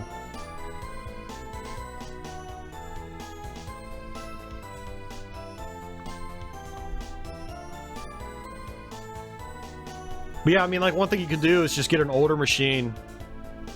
You know, get an electromechanical, like, late electromechanical machine that's going to be cheap, but still going to have good gameplay. And then you can try to learn some of the repairs if anything goes wrong. Usually it's just, like, switch adjustments. It's pretty easy stuff. And there's great tutorials online, great resources like Pinside. Lots of people out there that'll be willing to help you. You need to sell the dining room table. Yeah, I will admit I don't really have a dining room table anymore because of the pins. And I'm okay with that. I mean, it's just me. It's not like I live with anyone else. So, my dining room table sits on top of my mini fridge out in the living room. But I'm okay with it.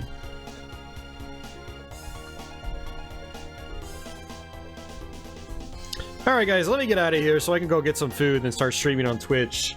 Like I said, it's gonna be some PS1 shmups, but it's also gonna be like last week, where we're gonna be doing some Steel Reserve again. For better or for worse. For better or for worse. So I'd like to say thanks for hanging out, guys. If you want to hang out at Twitch, you know where to find me. Ah, screw it, let me link it, just in case anyone doesn't know where to find me. You can find me there. I'll be going live in just a couple minutes. I'll have an away message up saying I'm eating food or something.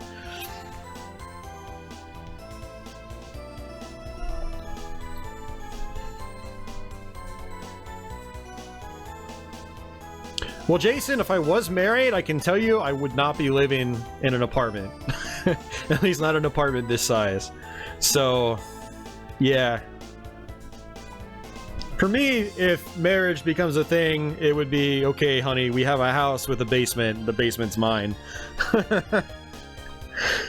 And my wife would theoretically be working, so it wouldn't be me just fronting the entire cost of living, which would be nice. Because right now, like, the costs are through the roof to live here. Right on, Girl Geek. Take care. It's good seeing you as usual. And, well, I'll have to... I'll have to shoot some pictures sometime so you guys can see the dining room table. Actually, if you give me a quick moment, I might even have a photo somewhere sort of showing you the room.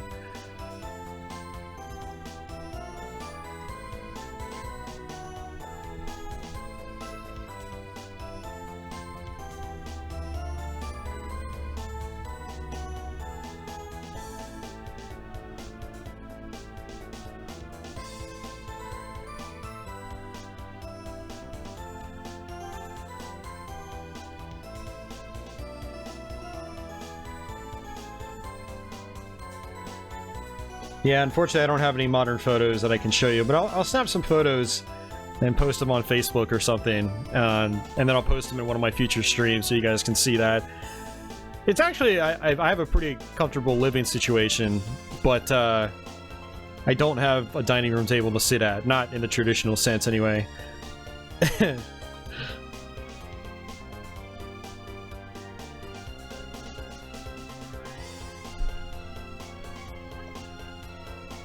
Alrighty guys, I will see you later, or if you're gonna go over to Twitch, I'll see you in a couple minutes. So thanks again guys, awesome stream.